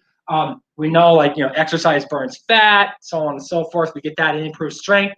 Some of the things that stop us, though, are, anybody ever had any of these excuses? Right? Like, I've 3 of those probably this week, just for me personally, right? But the reality is, like we talked about here, it's the identity shifts. You got to stop saying I can't, because the reality is like, oh, it's too difficult. Okay, well, that's not difficult, right? You can start somewhere, right? And then share how she's been crushing it last year. Well, before COVID, all this, these ladies are my dream team. They're crushing it, doing the HIIT training on their own, right? But like, I'm doing it with her. She's keeping up with me. Her body is different than my body is, but she's getting incredible results and benefit because she's pushing herself in that same period of time with no weight added, right? So the cool thing is, no matter where you are, your body can do incredible things if you stay diligent in this, right? And we're going to see here in just a moment, because I'm gonna have you guys do one. It'll get you ramped up very quickly. Okay, so when we do a normal max T3 workout, it's really 12 minutes. It's 6 minutes of working out. The other 6 minutes is rest, right? We're not going to be doing that today. All we're going to be doing is called burst training. It's going to be 1 minute. All right, we're going to do 2 exercises. We're going to do 20 seconds of foot fire, right? And then the timer's going to go off. Then you're going to rest for 20 seconds. The goal with your rest is to try and lower your heart rate by breathing in through your nose, relaxing everything. The reason you want to do this is because we're about to go back into another workout, and you want your body to be able to perform at its highest potential. Yeah. So after the 20-second break, then we're going to do 20 seconds of punches, right? Just like that. That's it. It's going to take 1 minute, and then you guys tell me how you feel after the fact. All right. So everybody up. Let me get my timer person. Timer person. Yeah. Okay, everybody kind of get away from your chairs so we're not like foot fire into our chairs. We don't want any injuries, okay? Make sure that you're a little bit farther away from your neighbor, because when we start doing the punches, we don't want to be punching our neighbor. Unless you do. I can't reach anyway. There you go, perfect. Sweet. So, again, we're going to do this 20-second timer. This is it, you guys. The key, if you want to get the benefits from doing this workout, is you have to go as hard as you can when you're doing your workout period, right? Oftentimes people like, oh, if I have to do this 3 times, I'll slack off the first 2 times so I have some gas in the tank to do the 3rd round. That's not the way you want to be thinking about it, right? You want to think, I have 3 times, I'm gonna do everything I can this round, tucker myself out, lower my heart rate, and get ready to go do that again. Okay, and that's really what you want to be thinking about. So when we do this, think about trying to do as many foot fires as you possibly can. Your feet are on fire, people, so we want to see them moving fast. Okay, you guys ready?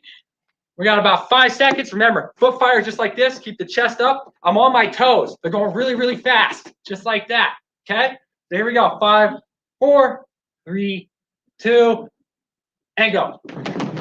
Fast, fast, fast. Quick feet, right? Keep your chest up.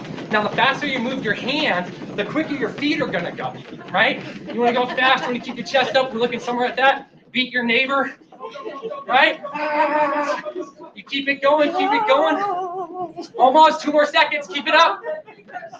And time. All right, 20 seconds, let's lower our heart rate. We're gonna breathe in through our nose. Lower it down. Think about what we need to do. The next 20 seconds, we're doing speed punches. 5 more seconds. Here we go. Okay. Okay, yeah. And swing, find your target, get that good position, and then go as fast as you can. There you go. Remember to breathe. Share. Faster, faster, faster. Quick, quick, quick. Don't punch your neighbor.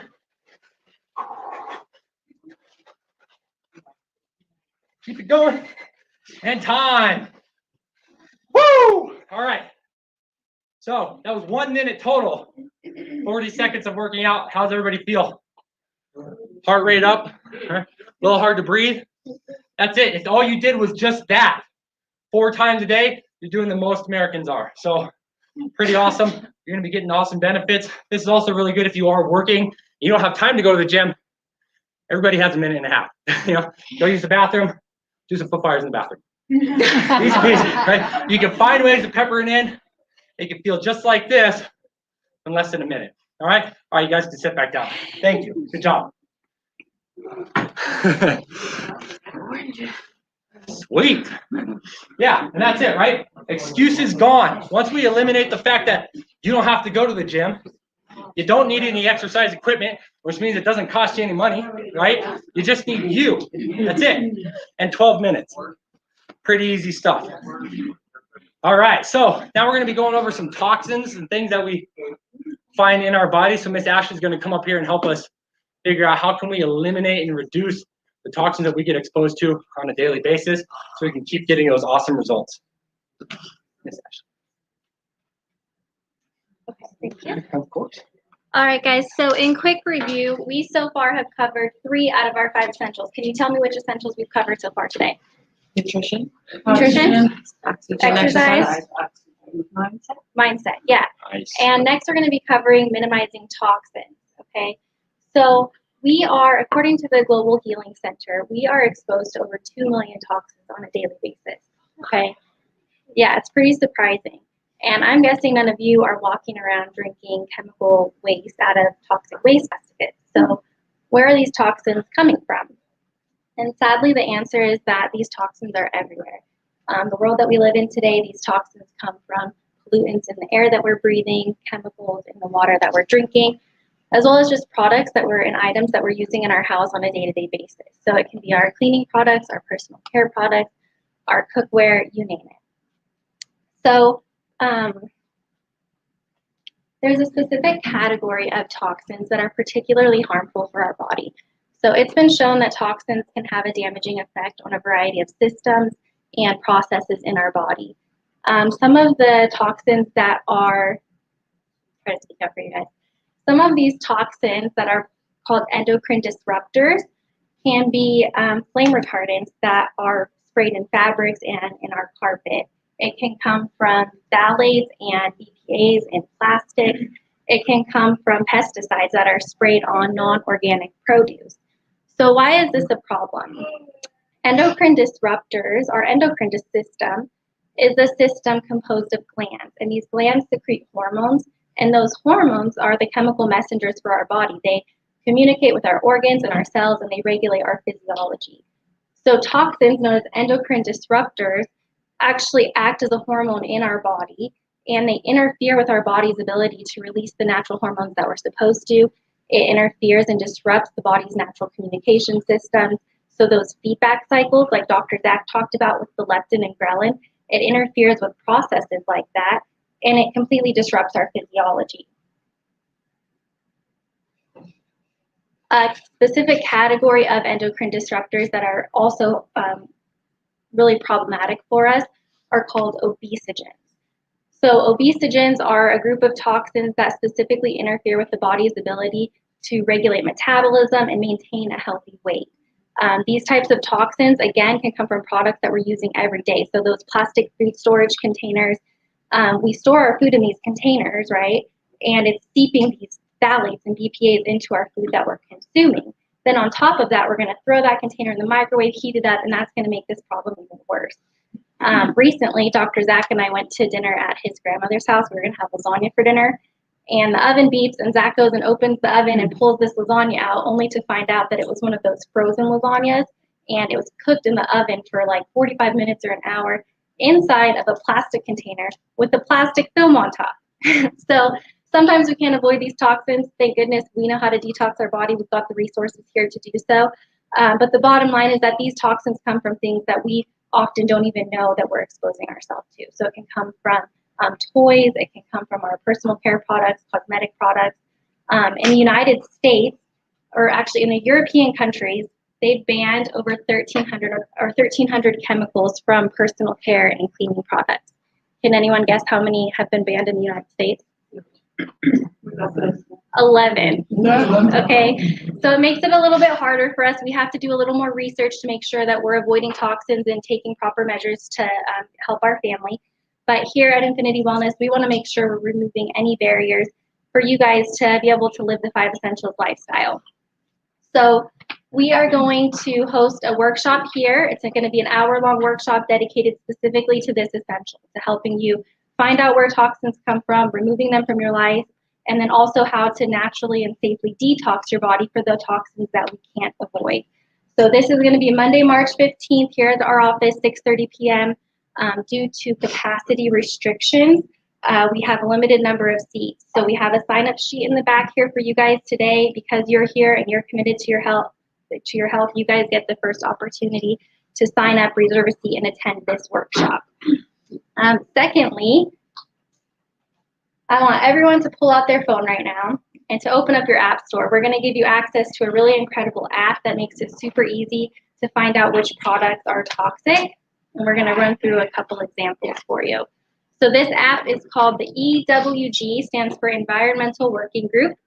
Healthy Living is actually the name of the app. You have to look Is that it what up. they'll search? Yeah. So it's EWG's Healthy Living app. So you can just search for Healthy Living, and it's going to look like this center one here. It's like a green box with a T and some white circles around it.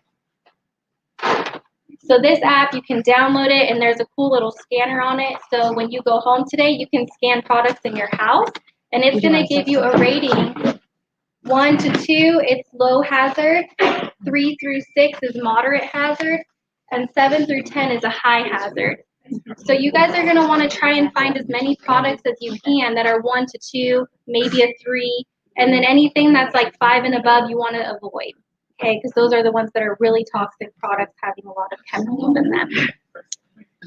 So I would encourage you guys, use this app as much as you can. Scan the stuff that you have at home. Start getting rid of the things that are the high hazard. Even when you're shopping at the store, use your scanner when you're selecting new products to find out which ones are the safest alternatives. Okay? It's not in there. That one's not? They said they double checked all of them to make sure. Maybe we missed one. No? Nope. That's weird. That one showed up on my phone. Yeah. Maybe you need to update your app. Because they're updating it all the time. Oh, I know. Yeah, we use it all the time. What the heck? They use it. They work. Well, normally they work. We tried to test all these and we thought they worked.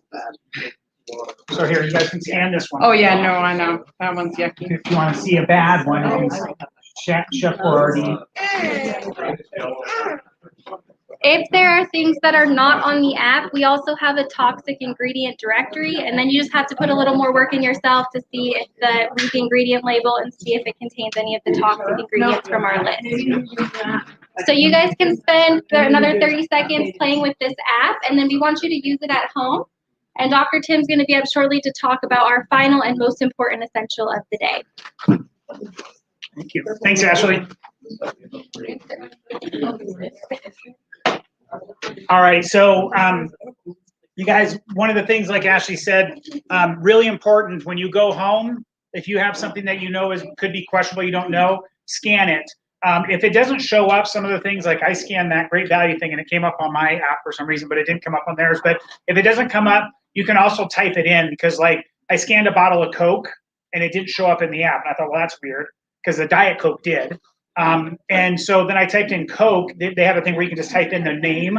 You can just type in Coca-Cola, and then it showed up. So I think what ends up happening is it's all based on the SKUs. Well, I had a 1 liter bottle of Coke, and the can of Coke was in there, but the 1 liter bottle and those SKUs are different. So sometimes you have to, if you type the name of it, it'll bring it up anyway. So you can utilize different avenues. And if it's not on there and you want to know, they also have a button that says this isn't on there, submit it, and it gets sent to their headquarters, and then they will take it and research it, and they continually add to the list. Okay, so it's an amazing app. If you guys want to just do the best job you can of stopping the things that you can control. Okay, I think with toxicity, the number one thing we need to understand is that we can't get rid of it all. It's impossible. So control what we can control, right?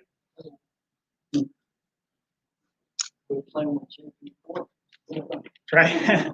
So, all right. So as we move on to our last essential here today, a balanced nervous system. So for all of our patients, I think that they have a good idea, especially our patients that have been here for like 20 years, because if they didn't understand why the nervous system was so important, they probably wouldn't be here 20 years later. And so one of the things that we have to understand is there's the fact check of, if I feel good, then I'm healthy. Okay. How many of you guys know that that's not true? Okay. Talk to somebody. If you know somebody who survived a heart attack, ask them how they felt 30 minutes before their heart attack, and what do they tell you? Fine. They'll fine. Okay. And then I will also challenge you that nobody goes to the doctor expecting to get diagnosed with cancer, unless you have like a big nasty mole or something that you could see, right? People go to the doctor, they're like, you know what, doc, I'm fatigued. I have this weird thing going on. They run a scan and they're like, oh, you have a grapefruit-sized tumor on your kidney. It's stage 4 kidney cancer, and you're going to be dead in 6 weeks. And what's their thought? How did I feel yesterday? They'll fine. How did this happen, right? So health has nothing to do with how I look or feel. Not to say that you should intentionally try to look bad and out of shape, or whatever. Like, that's not the point of it either. Because if you do those things, then even if you feel okay, there's a rude awakening coming at some point for you, right? So it's not that we're dissuading or trying to discount that that you should look healthy, but it's not about symptoms. It's not about those things, because I'll challenge you to also to believe that a symptom is actually a health expression of your body. Does that make sense? So if I have something in my sinus cavity that's not supposed to be there, what would be the normal healthy reaction of my body? Sneeze, okay? But in the drug world, we teach you what? You don't need to sneeze. Don't ever sneeze again, because I can give you something to where you don't have to sneeze, right? Or I give you something that you don't have to cough. Or I'll bring your fever down for you. What's the job of a fever? Fight infection, raise the body temperature above the comfort zone for those little invaders so that they get killed off easier by your body, right? So if I'm taking Tylenol to bring my fever down, my white blood cells and my immune system are like, dude, we had it under control. Why are you screwing with us, right? Like, I brought the fever to 102 because I knew that the virus could no longer replicate anymore, which means my lymphocytes can go in and kill said invader. But if you're going to take Tylenol and Advil and all these things, and you're going to lower it down to 99, you may be high-fiving your spouse or your kids, man, we're kicking that fever's butt, but I guarantee you your immune system has a different perspective on that, okay? Because it's saying, now you're making me work harder to do the same job, right? One of the core principles, if you guys remember from the video at the very beginning that he talked about, he said there was 2 core principles. What were they? You remember? We just talked about it. The body's brilliant. Okay, close. So the first one is that the body is a self-healing, self-regulating organism. It's brilliant, right? It does exactly what. The second thing is that it does not have a vendetta against you. It's never trying to do the wrong thing. If you're producing a symptom, it's not because your body woke up and said, man, I'm going to see what I can do to make Ronica miserable today. Doesn't do that, okay? If you feel miserable, then I would challenge you to find out what you did yesterday to make your body act that way today, right? So understand that your body doesn't have a vendetta against you. It never is doing something to harm you. It's always trying to be healthy and bring balance to you so that health is your normal state. You guys understand that? Health is the normal state of the body. Sickness is not, okay? And so the combination of what health is, it's really about 100% function. It's the combination of how's my body doing, how's my mind doing, and how's my soul doing. Those, when we get into that little sweet spot in the center, that's where somebody has full life expression, full health, okay? And that's why for people that are doing really great things, we've all heard of the person, you know, like I'm an older guy, so you guys, the older people, you guys remember Hank Gathers? So he was a basketball player for Loyola Marymount back in the 90s. Young kid, like 19 years old, looks all healthy. What happened to him? Died of a heart attack on the floor of his basketball game, right? And everybody's like, how could that be? He looked healthy. He had this. Well, there was something going on, okay? And as a challenging statement to you when it comes to like the COVID thing going on right now, you know, if you've lost somebody close to you, you know, it's always a sad thing, right? Because COVID killed people, and that's a bad thing. But people don't get different COVIDs. Like COVID's COVID, right? So why does one person get COVID and not even have a symptom, and another person get COVID and die? The body was not able to perform normally and overcome the infection. It wasn't that somebody got the He-Man COVID and somebody else got the you know, My Little Pony COVID, okay? That's not what happened. It was the same. Now, I know we got variants coming now, but that's a different discussion, okay? It doesn't matter what the variant is. If I have a healthy body with a strong immune system, do I have to have fear of dying of COVID? No, okay? And people will hear these young, you know, I remember when it first happened, there was some young kid that went to school here in Aurora that was in Grand Junction in college. He was 19, and he was like the first younger person that died of COVID. And they're like, see, 19 or 20-year-old, perfectly healthy person. And I'm thinking, first of all, who's been to college and been 20 years old, and were you healthy? No. Okay. You ate In-N-Out Burger, you partied on the weekends. In today's world, you're probably vaping. You're doing a lot of bad things. But have you been diagnosed with a chronic disease? No, not yet. So what are you considered? Healthy. I will challenge you to believe that if somebody died of COVID, they weren't what? Healthy. It's just what it comes down to. And I know that's kind of like brutal, honest truth, but it's true, right? People that recover from it, they even have people that have had health challenges that recover from it still, right? There's like 89-year-old people that they got it and they're like, I sneezed 3 times and I'm okay. Right. And then there's people still struggling, right? So we've got all kinds of different things going on, and what it is a true representation of how healthy am I going into the battle, okay? Like, you know, if you watched the Super Bowl last weekend, Pat Mahomes' toe wasn't healthy, right? So in the beginning of the battle, he looked okay, but then he got hit and his toe started flaring up, and then how well did he scramble after that?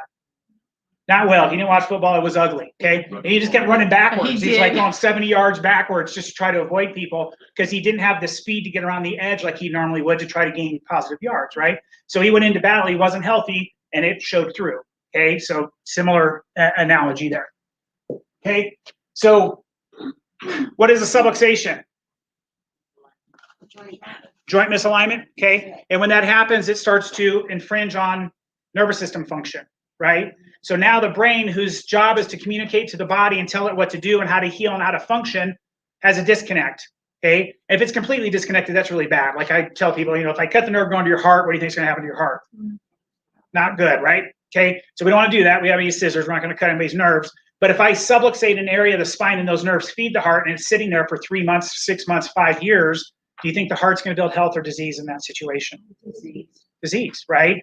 And so now 6 months down the road, maybe I start to get high blood pressure, and then I start having an arrhythmia and start having this and this. You know, I was going to add a last minute video, but it would have taken too much longer. There's a guy named the paleocardiologist, He's a medical doctor, but he's a cardiologist who his dad is the inventor of the stent. So this guy comes from like glorious royalty of cardiology, right? And he is called the paleocardiologist because he says that's all wrong. My dad, as brilliant as he was, like, you know, if you put a stent in, you guys know that study-wise, it doesn't improve your chance of not dying, right? You still have the same chance of death whether you get a stent or not, right? So there's not a whole lot of benefits, but he says you fix it through what? Diet, exercise, mindset. And then you want to know the thing that I love the most about him. He wrote a book. We have this book, The Paleocardiologist, and he's got a list of 10 things to do to keep yourself healthy and avoid heart cardiovascular problems. And you know what number 8 is? Go to a chiropractor.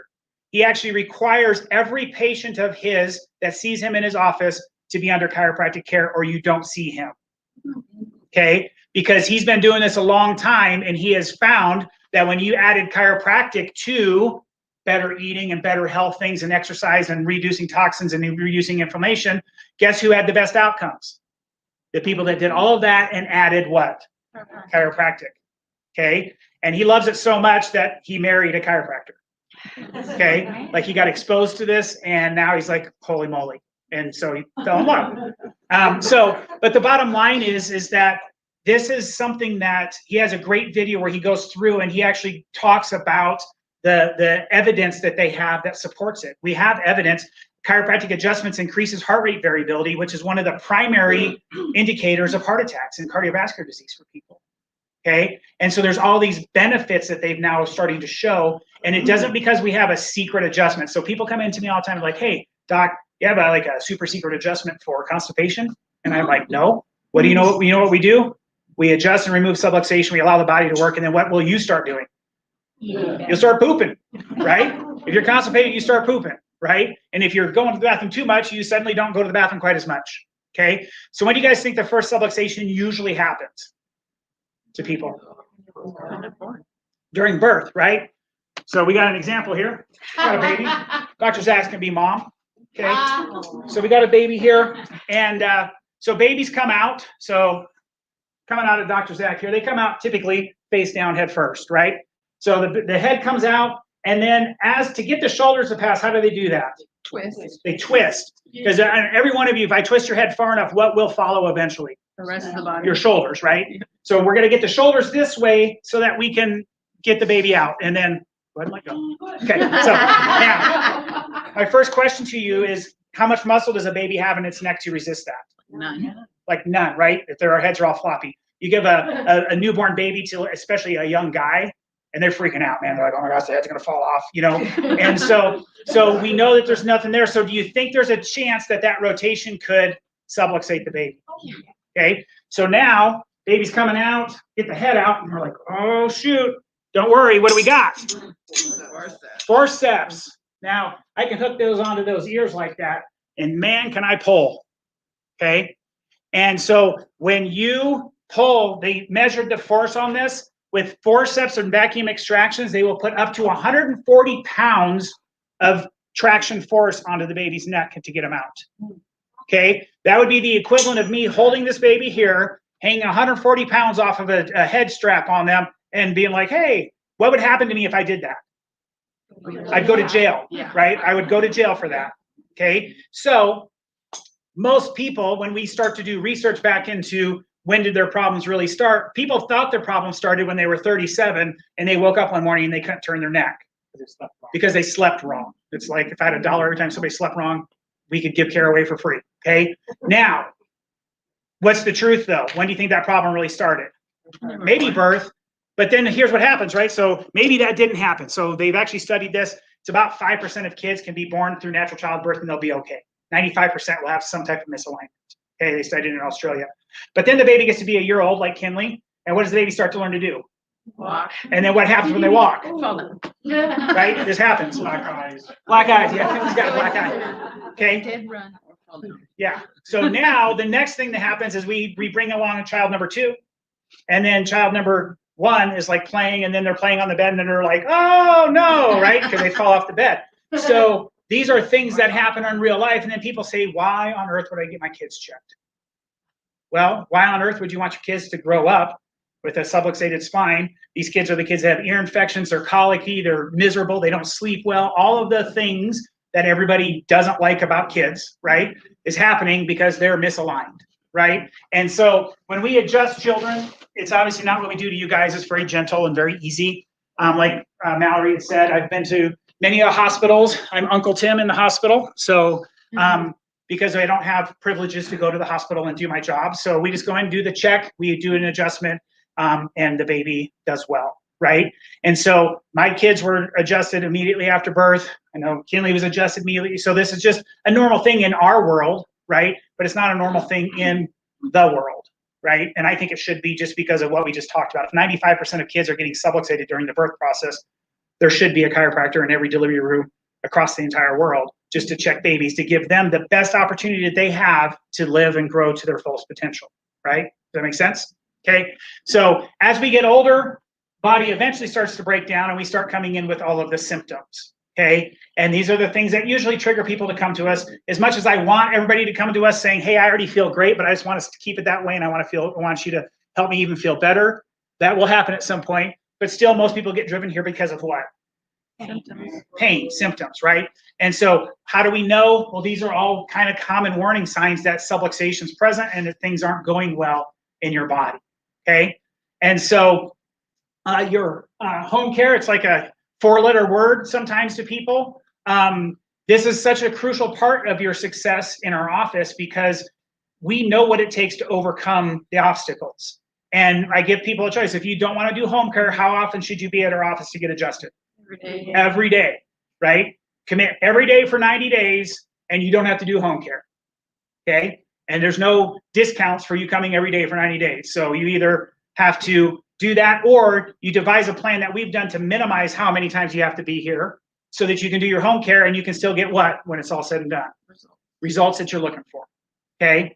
And so home care is done not because we're just trying to torture you and we're going to say, hey, let's see if we can get somebody to do 30 minutes of exercise every day. It's not why. It's because we have to overcome those obstacles that have been in your body oftentimes since the birth process, okay? So it takes time. Nobody likes it. Everybody's used to the medical paradigm. Why is the medical paradigm so popular? Because you don't have to take responsibility for anything. I just show up and say, doc, man, everything's falling apart. And they're like, don't worry, here's a shot here, here's 3 pills. Let me cut this out and go destroy your life again and come back when it's broke. And that's a really easy way to live, right? And that's why it's popular. You know what it looks like when people come into our office? It's like, you got to stop doing this. You got to stop doing this. You got to start doing these things. It's going to take some time out of your life and you better be dedicated to it. And if you do, you're going to love the rewards. Which one sounds easier? Yeah. Problem A, right? And that's why we know the mindset of every person that walks in our door is what? I hope I can be here how many times? Once. I hope my insurance will pay for all of it, right? And how often is that the reality? 0% of the time, never, okay? And the reason why is the slide that we talked about at the very beginning. What did Medicare say about you being healthy? We don't care and we don't pay for you being healthy. We only pay for your crisis management and disease management stuff, okay? And if that's the world that we want to live in, then be my guest. Walk out of the walls and live out there. But we're trying to, and the reason why we're building the culture that we are here is because we know that none of those people are happy. Go out and talk to them. Do you think people like it when they take 7 medications every day? They wake up in the morning, you're like, oh man, I'm so pumped to take my 7 meds this morning. Nobody does that, okay? But if you can have, like Mallory, where you're coming up and I'm on 5 and I get to put 3 of them in the drug freedom trash can, now am I doing better or worse than what I was before? Doing better because I'm not using chemicals to alter my physiology to try to make me feel better, right? Even though I'm not better, I just feel better. And so we have to get people to change their mindsets on what health is about, okay? So if you're not a patient, first step would be sign up to become a patient, okay? Get an examination. There's no pressure. We're not going to hold you down and torture you. We don't lock the door so you can't get out, any of those things. Hopefully, as you start to learn more about it, you'd at least have an intrigue to want to know what's going on with me and why would I care enough to get an exam and an x-ray to find that out, okay? Here's your action steps, okay? So the 45-day challenge that we have coming up, it's $80, but you guys get a $60 credit for your attendance, so it makes it $20 for the 45 days, okay? That's going to give you 45 days of planning, accountability, and most importantly, life change, okay? So we're going to have teams within it. So we're gonna have small groups within the big group for that. That allows for the accountability factor to be there. Everybody will be invited. You should be, if you haven't been already, you'll be invited to our Revive Tribe private Facebook page. So it's a closed group, okay? And then if you're savvy enough, how many of you guys have heard of Marco Polo app? Okay, only a couple, okay? So the Marco Polo app is a small group basic video thing where you make a group of like 5 people and then you can send each other videos. And then you'll just get a little alert that says somebody posted in your group and you can listen to it. And it may be Dr. Zach saying, hey, how's it going today, guys? Here's what I had for breakfast. If you have questions, send me something, right? And then maybe you're having a struggle and you can just put that on there. So it's kind of like texting, but you do it through a video, right? And so if the group is tech savvy enough and wants to download the app, that's something that we can add into your group. And so that way you have this little bit of day-to-day communication. I belong to like 5 different Marco Polo groups with different colleagues and different friends and different things like that. It's a great way so that because you can just do it whenever you have the time and they can listen to it whenever they have the time, and then they'll respond when they have the time. So it's something that works out well. Great ways to help increase accountability, okay? So if you're interested in learning more about the Clear Mind thing, we can get, that's gonna be March 6th. And then building your community and culture. So we got Valentine's Day coming up on tomorrow. Holy moly. I knew that because I'm married, and of course. I'm planning something very nice for my wife. So next week is our Valentine's Friends and Family Week. So the best way for you to have success is having accountability around you and close to you.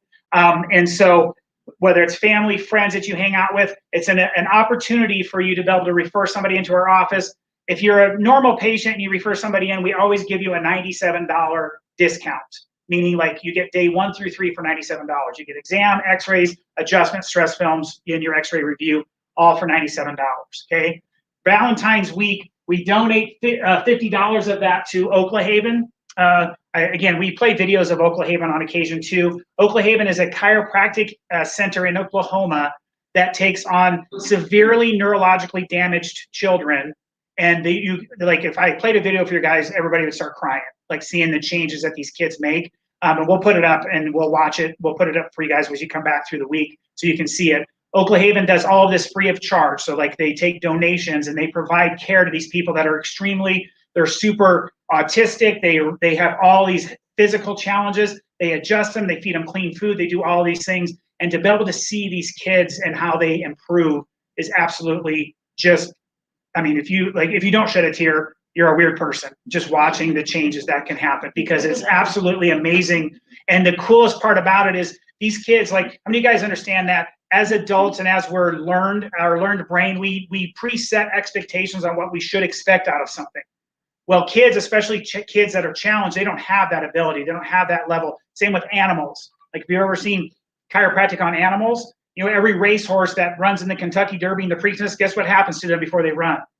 They all get adjusted, okay? Because they found out when the first guy was doing it, he's like, hey, all our horses are winning. Well, the word got out. Now everybody's getting adjusted because animals have no expectation. They just see the raw expression of the potential of the horse. And I challenge you as an adult that you will probably put limitations on how amazing the body is because you have a learned process in your brain. You've been told to put limitations on it.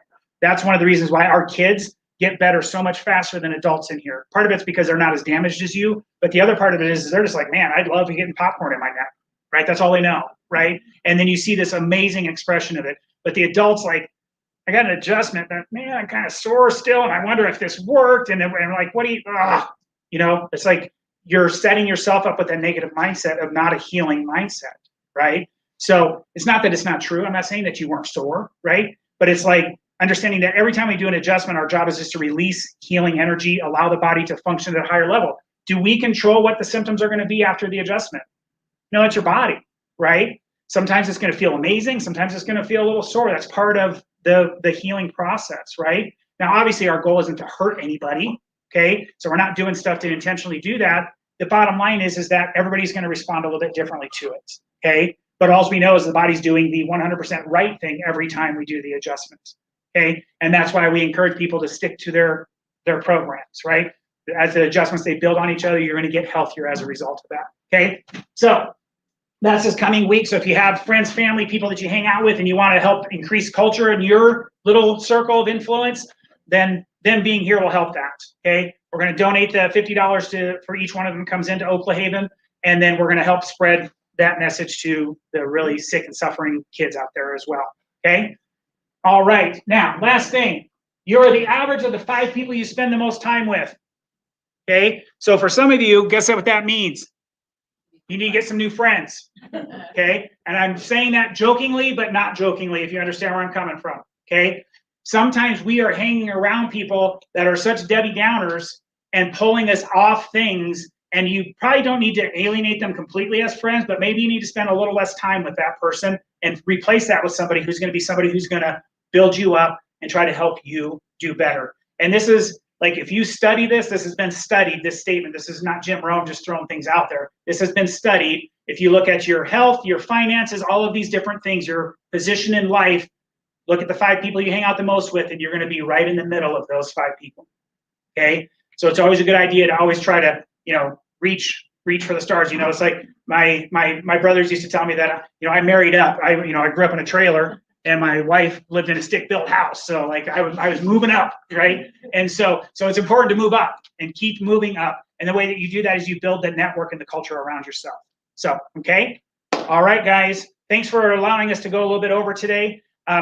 We have drawings, so you guys get your tickets out, and we're going to do drawings for the prizes, and then we will get.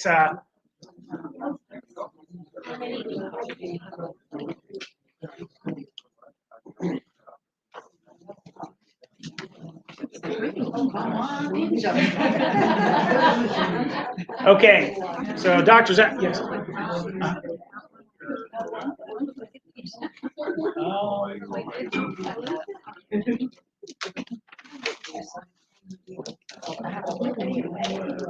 You can have those because those 5 are supposed to hand them out. All right, so our first one that fell out of the bottom somehow, which must be the one is for the Ninja Blender. So we have 576. Everybody has that number, so you're thinking, yes, I'm still in there. Okay, 709. You got it? All right, Renee. People are clapping for you, but with a little bit of jealousy.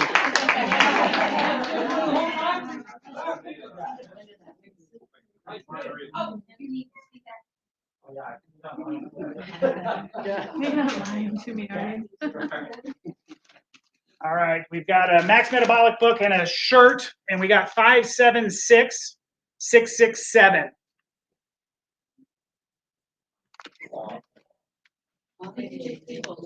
Yeah, a couple people left. Got to be present to win. No. 667. Or 677. I'm sorry. 677. Oh, great. I think that was yes. Cynthia Beeman. Okay, Cynthia Beeman. Okay. She's one of our online people, so we gave them tickets too. We were very generous with ticket giving. Okay. Okay, and then our next one is 706. All right.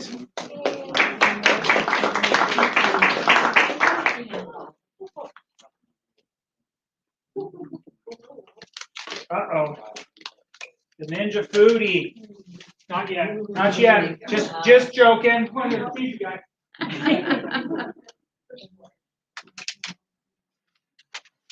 Oh, got one more shirt? Yep. Okay. All right. This one is 698. Close, but no cigar. 89. Oh. It's Mallory. It's Mallory. Okay. So Mallory, our drug depositor. One. Maybe she's watching online. Good job, Mallory. Okay. All right. We got the Ninja Foodie. I'm gonna let them all over here. I know. You already know she won that one. 710. Whoa. Erica.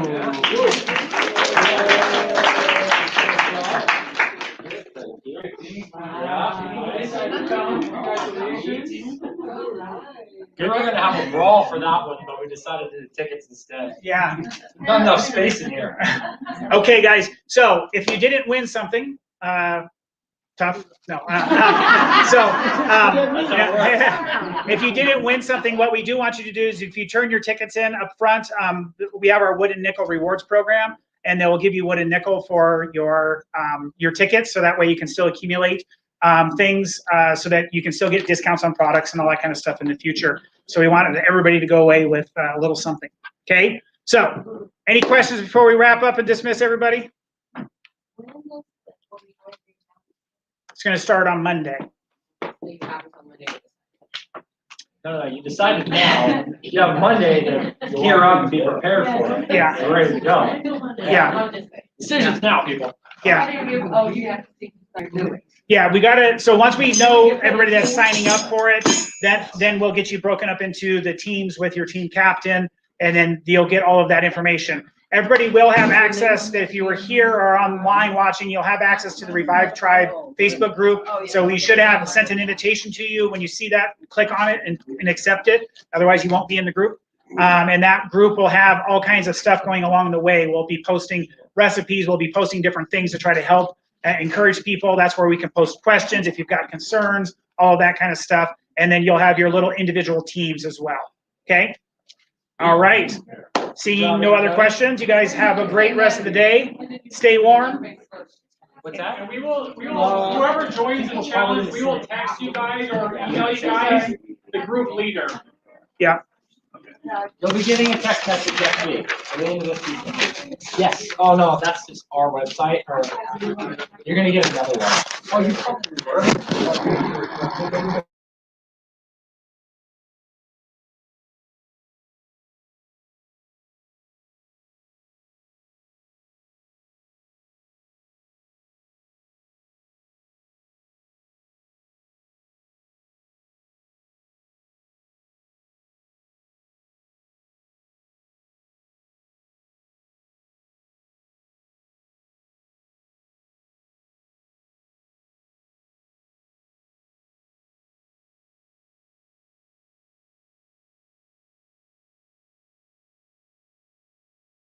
I think it's that big of a deal because you'll be feeling enough. But I will tell you that, again, you just have to monitor it. If you were Garrett, I would tell you just do it. I don't, because literally like 0.1% of guys are going to have a challenge with it. About 10% of women will have a challenge with intermittent fasting even without exercising if they try to go 16-8 right away. Right. So some the things that I would encourage you to do is reduce carbohydrate content in your meals just generally as you're working up to it. Then after maybe a week or 10 days of doing that, of trying to be more strict with carbs, then maybe start with like a 14-10 fast, do your running and see how you're feeling from that. And then if it's okay, then go to a 15-9 and then eventually go to the 16 days and kind of just step into it. But you know, typically extended fast, like when I do CrossFit workouts, when I'm doing my extended fast, and again, metabolically, my body is okay with it. That's one reason why I do it. But you know, but you just have to listen to your body and know that, you know, if you're getting really excessively fatigued or your recovery is really long, then maybe it's, you know, it's not for you. Maybe it's type of a thing. So, you know, it'll feel different and that's normal. We're a little bit different, but it shouldn't be excessively different to where you're just like, oh, man, I get all apart. Yeah. Okay. I started out now that you're signed We always like